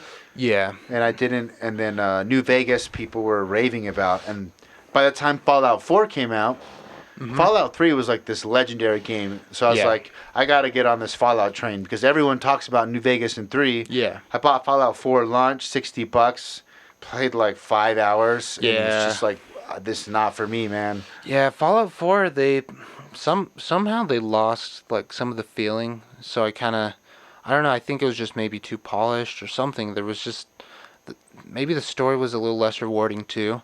But overall, the package, it just didn't do the same thing for me as Fallout 3 or New Vegas. But that's why I'm looking for like that cyberpunk game, like something that's a little more sci-fi. Yes. But in depth as well, and like very, very detailed. If you like sci-fi a lot, you're constantly waiting for new good sci-fi. Yeah, very true. Very true. Good sci-fi is like, it's a rare thing. Yeah, it's true, and I'm actually surprised that I didn't go see Blade Runner. Yes, I know. Yeah, my god, I saw it 4 times. The last time I saw it on LSD, and it was awesome. Yeah. Yeah. Everyone raved about it, and then like what's happened to me lately, like it's come on HBO a few times, and then like I start it. Oh, and, you should. Yeah. And then I'm just never like uninterrupted for like 2 or 3 hours these days. That's true, and that's a show. It's, I don't know your movie taste. You might. Did you see Arrival? No. That's a pretty good sci-fi, but it's slow. Yeah. It's Blade Runner 2049 is like. Did you see Joker? Anyone? No, I'm trying to think of a movie that you might have seen that has a similar pacing. It's just slow. Okay. Just know that going in. It's like. It's not an artsy movie. Yeah. It's a mainstream movie that's sitting closer on the artsy side of the spectrum. Well, yeah, I mean, I think most movies that are based on books seem to progress a little bit slower just because of how the mediums are. Yeah. But yeah, I love sci-fi. I like reading sci-fi a lot too, and I think that's kind of a hard part is like when you read certain books, you want to see them in film or video games, and it's just like not feasible. It's not the same. Yeah. It's hard. There's a what was I gonna say? You were talking about reading. Oh yeah, I read. Trying to think of the best sci-fi books. Did you read? There's this. This would be a long shot. There's a sci-fi book called The Snow Queen. No. That won. Damn, it won. Back in the day, I don't know if it's now because I read a lot in the '90s and the early 2000s, and there was like there's these 2 awards that were like the sci-fi awards, and I just went down this sci-fi list. It's like any of the books that have won either or both of these awards. Nice. And I remember The Snow Queen stuck out a lot. I read Ender's Game and all like the offshoots of those. That was a big deal for me. That world was really fleshed out. Yeah. Orson Scott Card. Yeah. It's crazy though because I really can't think of a video game that's like based on a book that's been successful. Like nothing really comes to mind. That's a good. Let me think. A book. Usually, if it's a book, it's probably become a movie first, and then it becomes a game. Yeah, it's not like Harry Potter. Yeah, for example, I've never played any Harry Potter games. They probably all suck. That's what I looked at all the games and honestly, it looked like the Lego Harry Potters were the best, but I've always heard they were terrible. And there was that trend where like movies would come out and then they'd make this quick game, this just to like piggyback off the and you'd see like a bullshit game. Basically. There'd be like 7 copies of them in Blockbuster, so it sucks ass because no one's renting it. So, yeah, I mean, I'm actually surprised though that they haven't made a solid Harry Potter RPG game or something in that world, because that'd be really easy content. Really the only thing that's even coming down the pipeline. Yeah, there's really good sci-fi video games. It's not good like Cyberpunk good, and it's old, but there's a game on PS1, an JRPG called Xenogears. That had I've seen Xenogear, but I haven't ever played it. It had it's like cheesy anime, but then the overall lore and world is actually some really heady sci-fi concepts. Yeah. There's apparently a TV show called The Expanse that everyone keeps saying is badass on sci-fi. I've never heard of it. No. I've heard that like if you like sci-fi, that's like the best TV show. The Expanse. TV's hard. I don't get much TV time in. I mean, watching normal TV, it's painful for me. Like normal TV commercials. Yeah. Oh my God, it's a chore to go from one channel to another and hope that like you're not getting hit with ads, and then like. Do you watch anime? Yeah, here and there. What anime are you into? Right now, I'm watching Hunter x Hunter. Since it's on Netflix, I'm trying to get through that. It starts a little slow, but it has like a lot of good. Which one again? Hunter x Hunter. Hunter x Hunter. Yeah, or like Hunter x Hunter. I've seen it. It's on Netflix. Yeah. I've seen the thumbnail. That one, it's by the same guy who made Yu Yu Hakusho, which is probably my favorite anime. I've never heard of it. What's that one called? Yu Yu Hakusho. It's cool. It's like this. So this kid has like, he gets a spirit cannon. Basically, this kid like dies, and then he becomes the spirit detective, and he gets this like cannon gun, like spirit cannon that shoots off his finger, and it like levels up as he gets stronger and stuff. That was like the first anime I watched start to finish. I like more recently I watched like Mob Psycho. I haven't really gotten into a lot of the super popular ones like Bleach or Naruto. I haven't tried those. What about you? Yeah. I'm hit and miss on anime. Like when anime is good, it's good. Yeah. Really, what it comes down for me is anime is like, how cool is because animes always have like the weirdest ideas and setups. Like a kid who becomes a spirit detective. Yeah. You're never gonna fucking see that anywhere else. True. Yeah. There's not a Hollywood movie about it. How cool is the premise? Because they will have these like really weirdly creative premises. Mm-hmm. And how much of that like cheesy, weird humor, like old anime shit am I going to have to dredge through to get to cool action scenes? Fair enough. Because the other good thing besides the premise is the animation and the action scenes. Yeah. And there's a few that are really, really good. My favorite as far as like the lore, premise, idea, and it's really not that cheesy, is called Psycho-Pass. Psycho-Pass? It's semi-recent. Okay. It was on Netflix, but it's not anymore. I don't know. Yeah. I don't know where you can watch it. First season's really good. The premise is it's a little like Minority Report. Mm-hmm. They're in a futuristic society. There's cameras and sensors everywhere, and with all that data, they're able to read people, and they have so much emotional data that they can read your emotional state, and then they can basically predict when you're going to commit a crime. Based on the precursor elements. Wow. So it's not like Minority Report where it's like this weird like precogs kind of like. Yeah. I guess they were like engineered children that had like fortune telling abilities. Yeah, Psycho-Pass is more like a grounded explanation. Mm-hmm. We have this surveillance system that's been implemented. Everyone has these chips. Yeah. And we have all this data, and from that data we can start to predict like when people are going to freak out and kill someone, when they're going to do something. And because of that, everyone's trying to like keep their Psycho-Pass. Yeah. And it's like this color value system. Mm-hmm. Like blue is like good. Yeah. Anyway, and then how that affects society, and then how you can, like, what happens when you're predicting when people are going to do something and they didn't really do it, but you're killing them or arresting them anyway, and then they have this whole system where they take people who have bad psychopasses and they use them to hunt down other people who have bad psychopasses. Wow. So they like recruit the ones that are unstable. Yeah. They don't have to do with them, so they use them to hunt down the other unstable ones, and then you just get chaos. That's so crazy. And it's really, and it's sci-fi. It's a cool premise. It's cool premise, yeah. Yeah.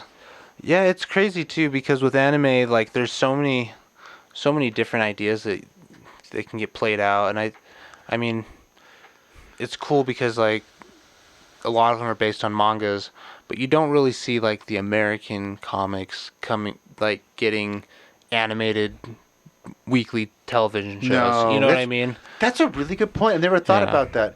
Is that because like they haven't read Batman a lot of stuff, but they were terrible. Like I guess there was Batman the animated series. So few of them have gotten animated series.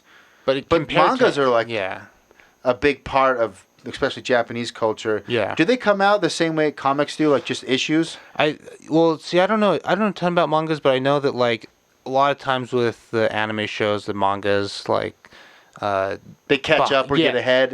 Or the manga can be like way behind the TV show, and then they're doing all these filler episodes and stuff, and it's I actually like the anime films a lot, like Akira. That's like that's incredible. And like what's your favorite anime movie? Probably Akira. If not, maybe like Princess Mononoke or like that's the Akira or Akira was one of the first ones. Might have been the first one I saw. I was fairly young, and this kid who was from Cambodia, I think. Yeah. Somehow, like that's how I got introduced to it, and I just remember being blown away, but also like a little creeped out. Like, oh yeah, I don't understand everything. It seemed like.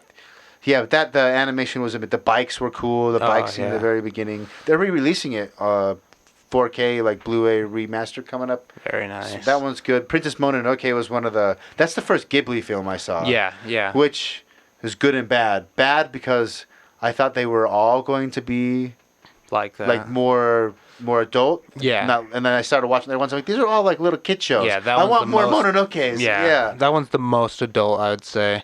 That one and Nausicaa. Nausicaa's pretty. Nausicaa's good, yeah. Yeah, those are probably the most like epic Miyazaki films that I've seen.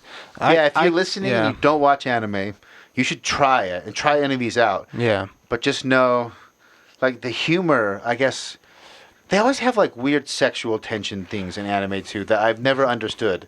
Yeah, different. It's just different culture, I guess. It's just culture, yeah. But the humor doesn't translate, and like a lot of times the humor is based on. It's always like a little boy or like a younger boy who's like getting put in awkward sexual situations that he doesn't quote want to be there. Yeah. It's like he'll like fall down and he'll fall and his head will land in some big boobs. Yeah. And it'll be like, oh, it's not funny, but it happens all the time. That's true. There's like these weird little gimmicks that kind of pop up. I don't know. Yeah, it's kind of strange. I think about anime is just you get the sense that it's like cartoons that aren't made for children. A lot of times, a lot of them are pretty mature. Yeah, very. But at the same time, there's like this like gray zone, this crossover where like I remember when I was like 14, 15, and then there's like some animes that are like super mature, and you're like, oh wow, this is like hardcore. Like I had a similar experience where I speaking of good films, I rented Ninja Scroll. Okay. From Blockbuster. I've never seen Ninja Scroll. Never seen Ninja Scroll. It's up there with like. Damn. It's not quite as like Akira level classic. Yeah. But usually, if I'm talking anime, Akira comes up first. Mm-hmm. Ninja Scroll comes up second. Nice. It's up there. It's like so. Definitely recommend it. I'll check that out. The animation quality is amazing, but there's a scene I've told this on the podcast before, where there's a character who her job is to. She's like the king or the emperor, I guess you'd say. It's set in Japan. The emperor's bodyguard, and part of her duties are. She eats everything he eats before he eats it to test it for poison. She drinks everything he drinks to make sure. And then she also doses herself with various poisons every day so that she can be immune and be like the tester. Oh, nice. Well, she gets raped by a demon. Oh, no. So that shows you how hardcore this... Yeah. It's like, I'm 13. Yeah. The concept of... Both of those things are pretty new concepts for me. This like stone demon dude starts raping her and he's sucking on her boobs. My dad walks in, like right as this is happening, just like walking around, and I have no idea. I just thought it was a cartoon with ninjas, and he's really religious household. He's not stoked. He's not stoked at all. That's actually my cousin came in, saw it first, and then went and told my dad, and my dad came down. But anyway, the demon ends up dying because he gets poisoned. Oh, okay. Because of like the main character is like losing. It's like one of the opening battles, and they introduce the main character. And he's losing, and then the demon starts like falling apart, and it's because he got poisoned from that, and then the rest anyway. And that's actually really the only scene in that movie that's that intense. Yeah. But it's in the first like 15 minutes. It's very adult. Like I said, I had the same thing. Like, oh, they can make cartoons that are not for kids. Like that's a possibility. Yeah, people can do that. Yeah, I think the first one that was like that for me, I watched Helsing. What's it called? Helsing.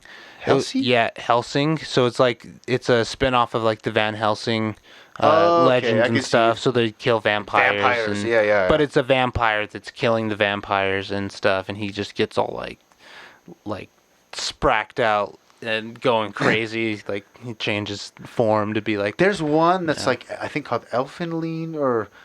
It's like a girl who was a government experiment and she has telekinetic powers. Mm-hmm.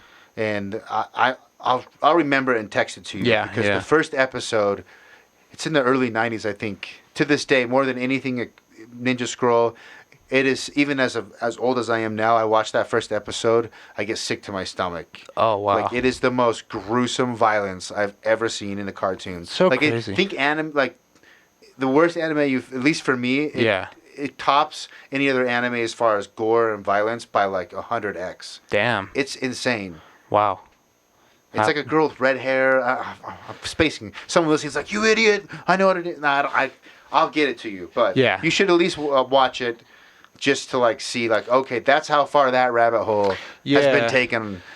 That's what's so crazy about anime too, is that it really does go in every different direction. Like you have like every brand of it, whereas like with American animation, it's like generally geared for kids. We just don't have the market for it, I guess. We have more people, but like raw population, right? I could be speaking out my ass. I don't know what the population of Japan is, but I think we have more people.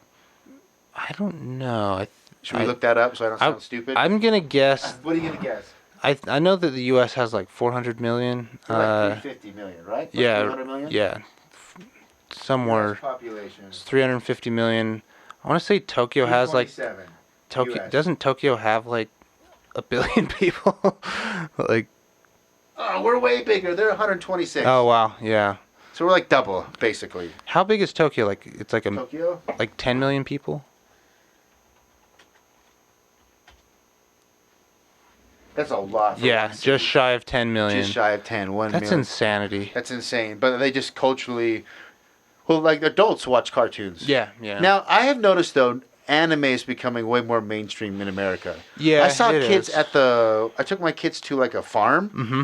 I saw little kids run around in like Naruto hats, and they weren't even dressed up for Halloween.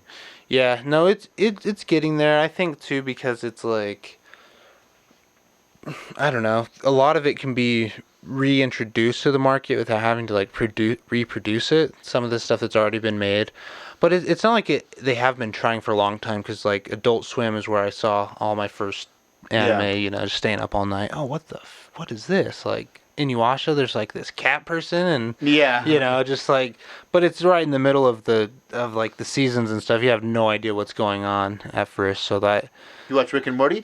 No, everyone keeps telling me to. Dude, I'm like, I'm just like in a hole sometimes. Like there's random stuff that like I should have watched probably that. Just haven't gotten the chance. That's fine. I would actually say it's good. Yeah. Because they take notoriously forever in between seasons. Yeah. Just let that play out. When it's done, then you can just binge it and watch it at your leisure. Yeah. That's like what I do with Game of Thrones. I'm like, I'm not going to sit. That's the right way to do it, for sure.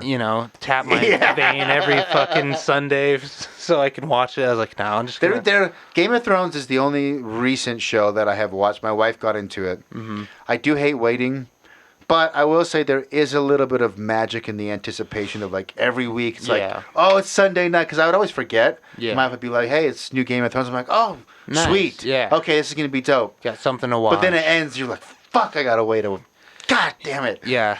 And even when I'm binge watching them, I'm just like, I want more to happen sometimes, and so it's like. Yeah.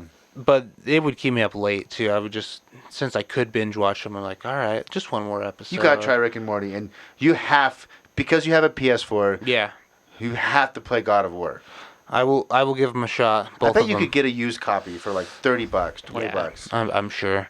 And I don't know. Like I don't really mind buying video games if like I'm like someday I'm gonna play it, or like someday.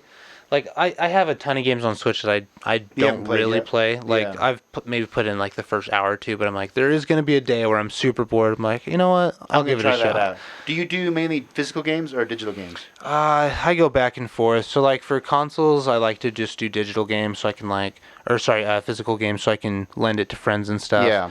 With the Switch, I did have one Switch stolen with physical games, so I was like, well... I got to keep all my digital games. Even if it gets stolen, because you just report your account stolen or whatever. Yeah, so I was like... Oh, you had a Switch stolen? That sucks, man. Yeah, so it was... I was going... That's bad karma for whoever that is. Shame on you. Yeah, shame on you if you're listening to this. Just kidding. I hope you got help. No, yeah, I was with my girlfriend, and we were going to Amsterdam from Berlin. So we were riding the train. Everything's going good, and then, get right across the border into the Netherlands, and this one stop, it's pretty late at night, this one stop, like a bunch of people come in, a bunch of people come off, my bag's gone. Just like you didn't even notice it. Yeah, it was a matter, it had to have been like maybe 5 or 10 minutes. Before you realized? Yeah, because I had done, I don't know, I just gotten this feeling, I was like, you know what, I should grab my passport and my credit card and just put them in my my passport pouch and keep it on my person just in case something happened. Yeah. And that happened. But I ended up getting my Switch stolen. It had a few different games, and I had my production headphones stolen, my GoPro. They got a good little pack. Damn. Shit, that was my first 10 minutes in the Netherlands. Welcome. Yep. Yeah, I wouldn't think that would happen in the Netherlands. It's not necessarily known for... It's just the border. If you're going on those trains late at night, there's people that know that they can pickpocket and stuff. So yeah, if you're if anyone wants to know how to avoid that, you just get a bike lock or a carabiner and just put it on your bag and then on the leg of the train chair or whatever. That way, if they happen to pull it, that's probably enough to have them just go on. So I did Italy. My first time to Europe this last summer, but I do want to try Amsterdam. I saw basically after doing Italy, we spent most of our time in mid to south, and on the top, the north end of Italy, where I think it borders Switzerland. I'm pretty sure it's Switzerland. Yeah, sounds right. And I've looking at pictures of Norway, Amsterdam, Iceland, Greenland. All I'm like, maybe we should have done that. Italy was awesome, but that area all those countries look so badass. Yeah, I mean it's a really easy one to travel to. Everyone speaks pretty much English, perfect English, and I mean it's nice. I actually didn't ever smoke while I was there. I was just I didn't try anything. No, I had a sucker, and I was just didn't really do much. But the problem is when I'm traveling there, my tolerance goes way down, and then I get worried about just having this super dank buds that's just gonna totally make me paranoid in a new city. You're not necessarily in your comfort zone in a different country. Yeah, that makes sense. Yeah, it's for me. I'm I would need to be here for a couple weeks, and usually when I go to Amsterdam, I've been twice, and it's usually for 4 days. Yeah. So. But it's fun. It's a cool city. It's there's all these little shops. You'll look down this alleyway that you'd think would just be an alley, and there's 6 businesses, little shops there. So it's fun and nice and pretty. Really diverse city, but which is probably the biggest difference from Utah. That's true. Yeah, Amsterdam's probably a melting pot. It seems. Oh yeah, that's what it would be. I think it's something only 40% of people there are Dutch, and everyone else is. Most something else, somewhere else, like L.A. basically. Yeah, everybody congregates there. Yeah. Well, if I had to ask, wrapping it up. Yeah. I know you do music, and we'll give you a chance to talk about music, and we'll Sure. put links in the description and all that shit. What is the, might be hard to say one, top 3 either video game soundtracks or video game track? Ooh. So let's see here. People are going to judge you, so choose carefully. I think the Fable soundtrack was incredible. Really good orchestral music. Really like quirky, melodic. I love that. Gonna stay with the GOAT of the Oblivion soundtrack is incredible. Really, that one is also very orchestral.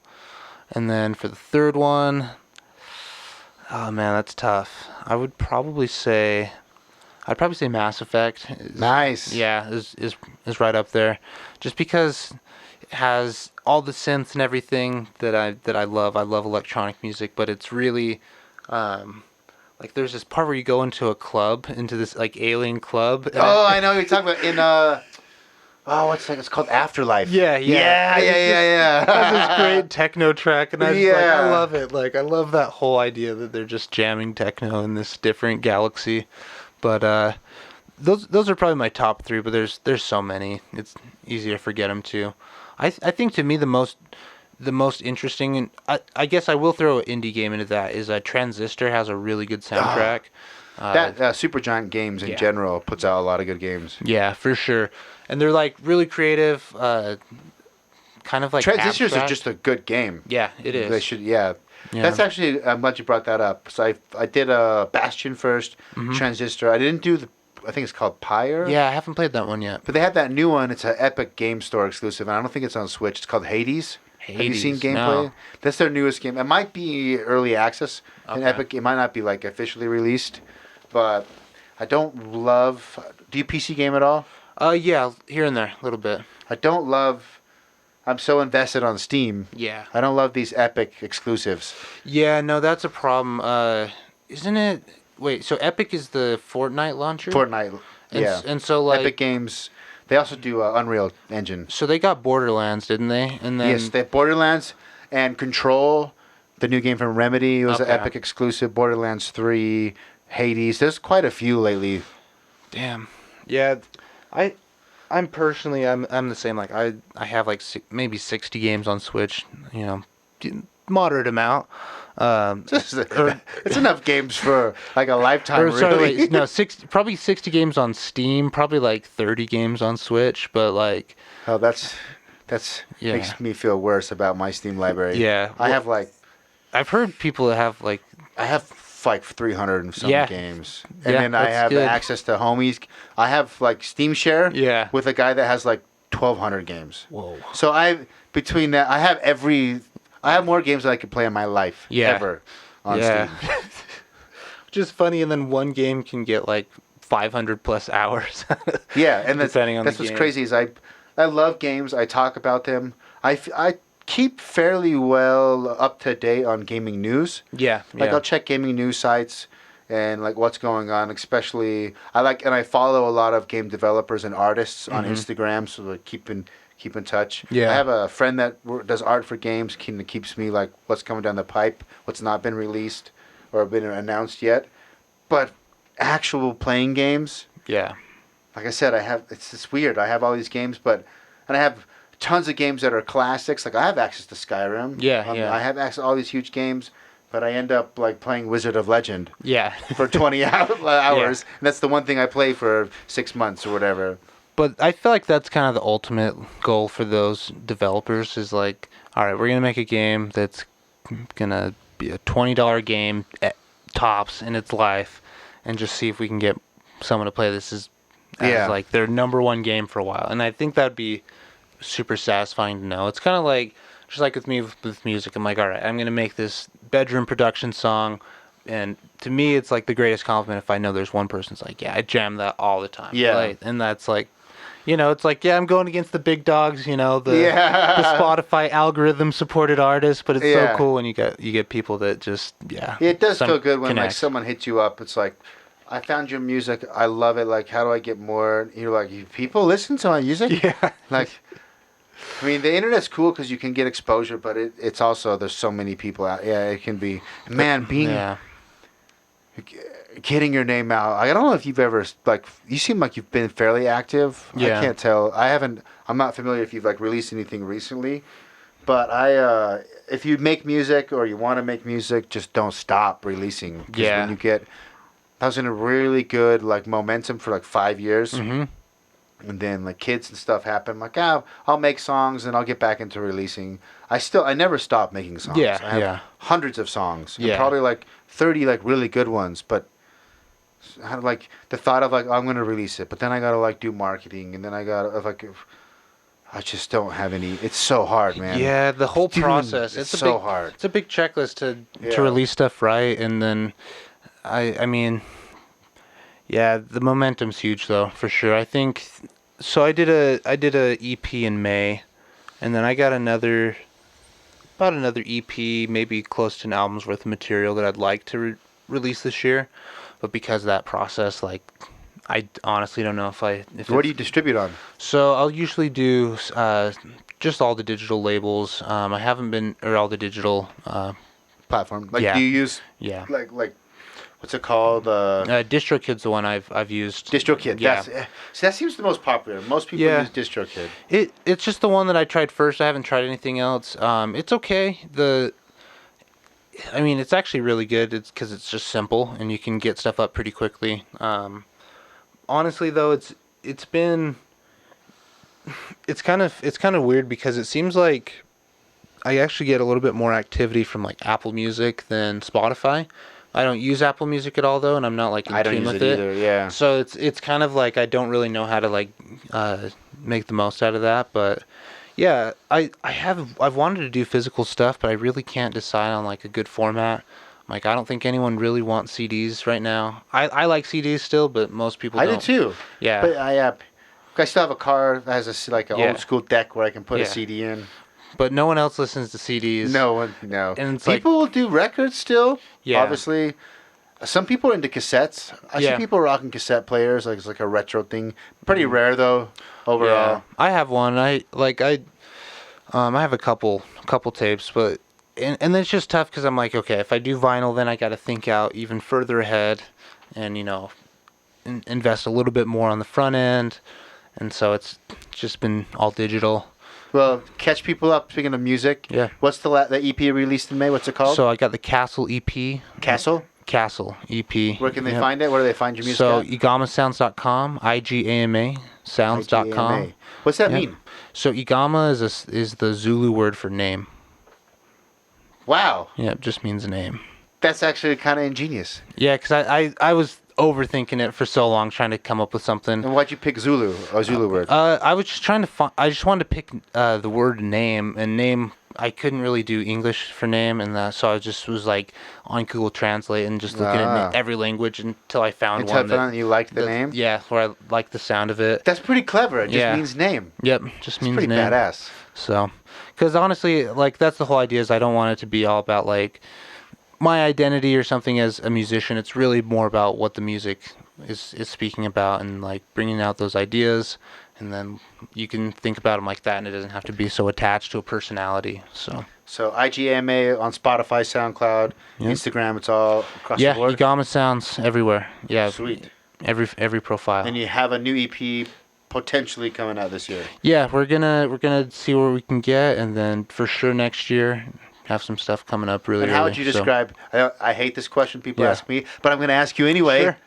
How do you describe your music? I'd say it's down tempo, cerebral music. So it's designed to make you kind of listen deeply to it, but if you want to, it's also fine in the background. So it just kind of multiple levels of listening. If you headphone music. Yeah, that's a good way to put it. Headphone music. Fans of people like Tycho, Bonobo, have some world influences in it. Do you like Tycho's new album? Yeah, it's not my favorite of his albums. I'm still a hardcore dive fan. That's my favorite Tycho album. But I mean, it's hard to say anything bad about it. He's really, really skilled producer, and I liked his new album a lot, actually. But I didn't. Usually, what ends up happening is whatever album first makes you fall in love with the artist, it's never going to be that album again. Yeah, fair enough. You just have to accept that. Fair enough. Yeah, because it's hard. Yeah, but whereas Tycho for me, like Dive was popular. Yeah, but I was like, I like Tycho. Yeah, if he came through like a festival, I would go watch him play, and I've seen him a couple of times. Yeah, I'd like Dive would come in on playlists, or I'd have a few songs from Dive on my chill playlist, but it wasn't like I didn't fall in love. And a lot of people love Tycho. Like, they love him a lot. Yeah. When the new album came out, I don't know what it was. I was like, oh, check it out. It was different enough. I'm like, oh, this is cool. Didn't love it, but I thought it was awesome. But it seems like a lot of diehard Tycho fans are kind of like, eh. Yeah, I like that it sounds more like an instrumental band doing stuff with. Yeah, it's more. Yeah, that's true. But yeah, it's just cool to see the sound evolving, and it's someone that's definitely it fills a good space, like a middle ground between, dance music that's kind of like more party focused, like heavy dance music, and then like just like kind of chill stuff. It has that energy that you want from dance music with kind of a little different vibe. So do you like Emancipator? Yeah, Emancipator's great. Yeah, I could say I would say people like if you like Emancipator, they'd like your music from what I've heard. Okay, thank you. Yeah, I like that whole kind of realm. Loki Records puts out Random all good Rab stuff. is kind of more. I guess he's more like kind of psychedelic. He's more like psychedelic kind of. He's more like Burning Man. Yeah, I would say. Yeah, but kind of chill. Like it's kind of sort of in the same vein. Yeah, one of my favorite artists I've been listening to lately is Blue Tech.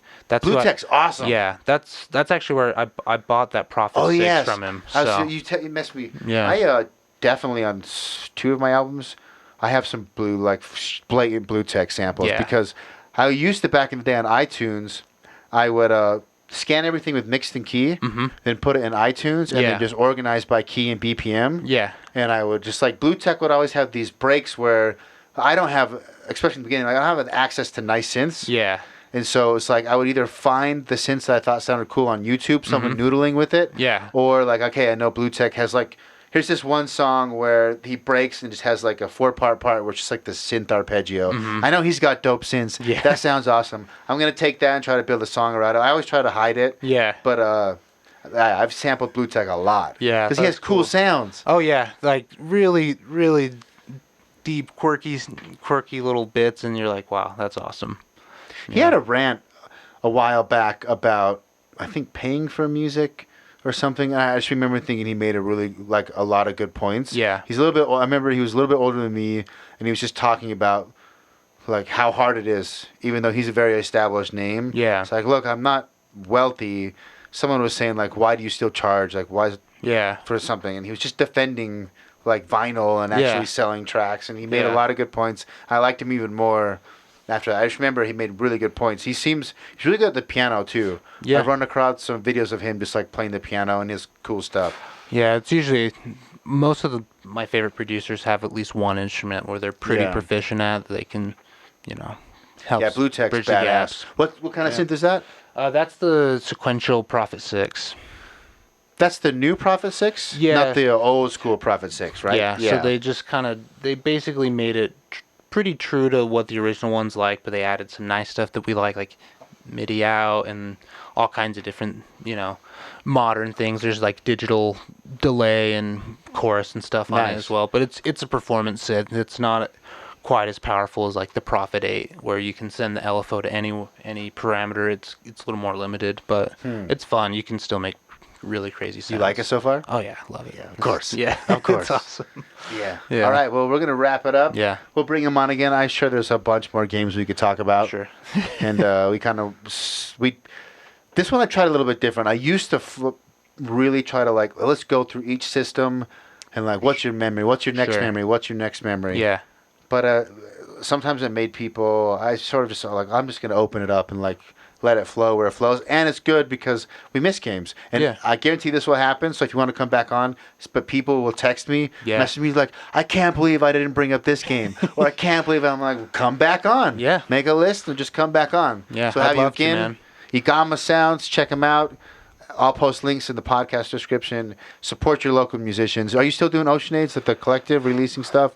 That's done. Yeah, that's a good memory for now. But Igama Sounds, that's the project for now. And let's also shout out the interactive sound place you were talking about. Yeah. So I'm a production manager at Envelop, Salt Lake City. We're in the Capitol Hill district, basically. And it's a immersive audio venue. There's 32 speakers that surround you, and it just lets you be inside the music. So we do listening events, classic stuff like, Coltrane and Pink Floyd, all the way to like Tipper and Sakamoto and different. That's badass. Yeah, all kinds of different stuff, and it's just meant to bring people together and let you listen on a different level. You guys need to get on. You listen to I Am Salt Lake podcast? No, is it a KUER thing or? No, it's a guy named maybe. The podcast. It's a guy named Chris Holofield. He started it like 8 years ago, and all he does is talk about cool shit happening in Salt Lake. Nice. And just so anything new, like new bit, and he's like all over the map. Like he had strippers on last week. Oh, wow. Next week it's like someone who has like a new local brewery, and they're making a new locally brewed Utah beer, and then it'll be like the business owner of, and he would definitely because like an interactive music.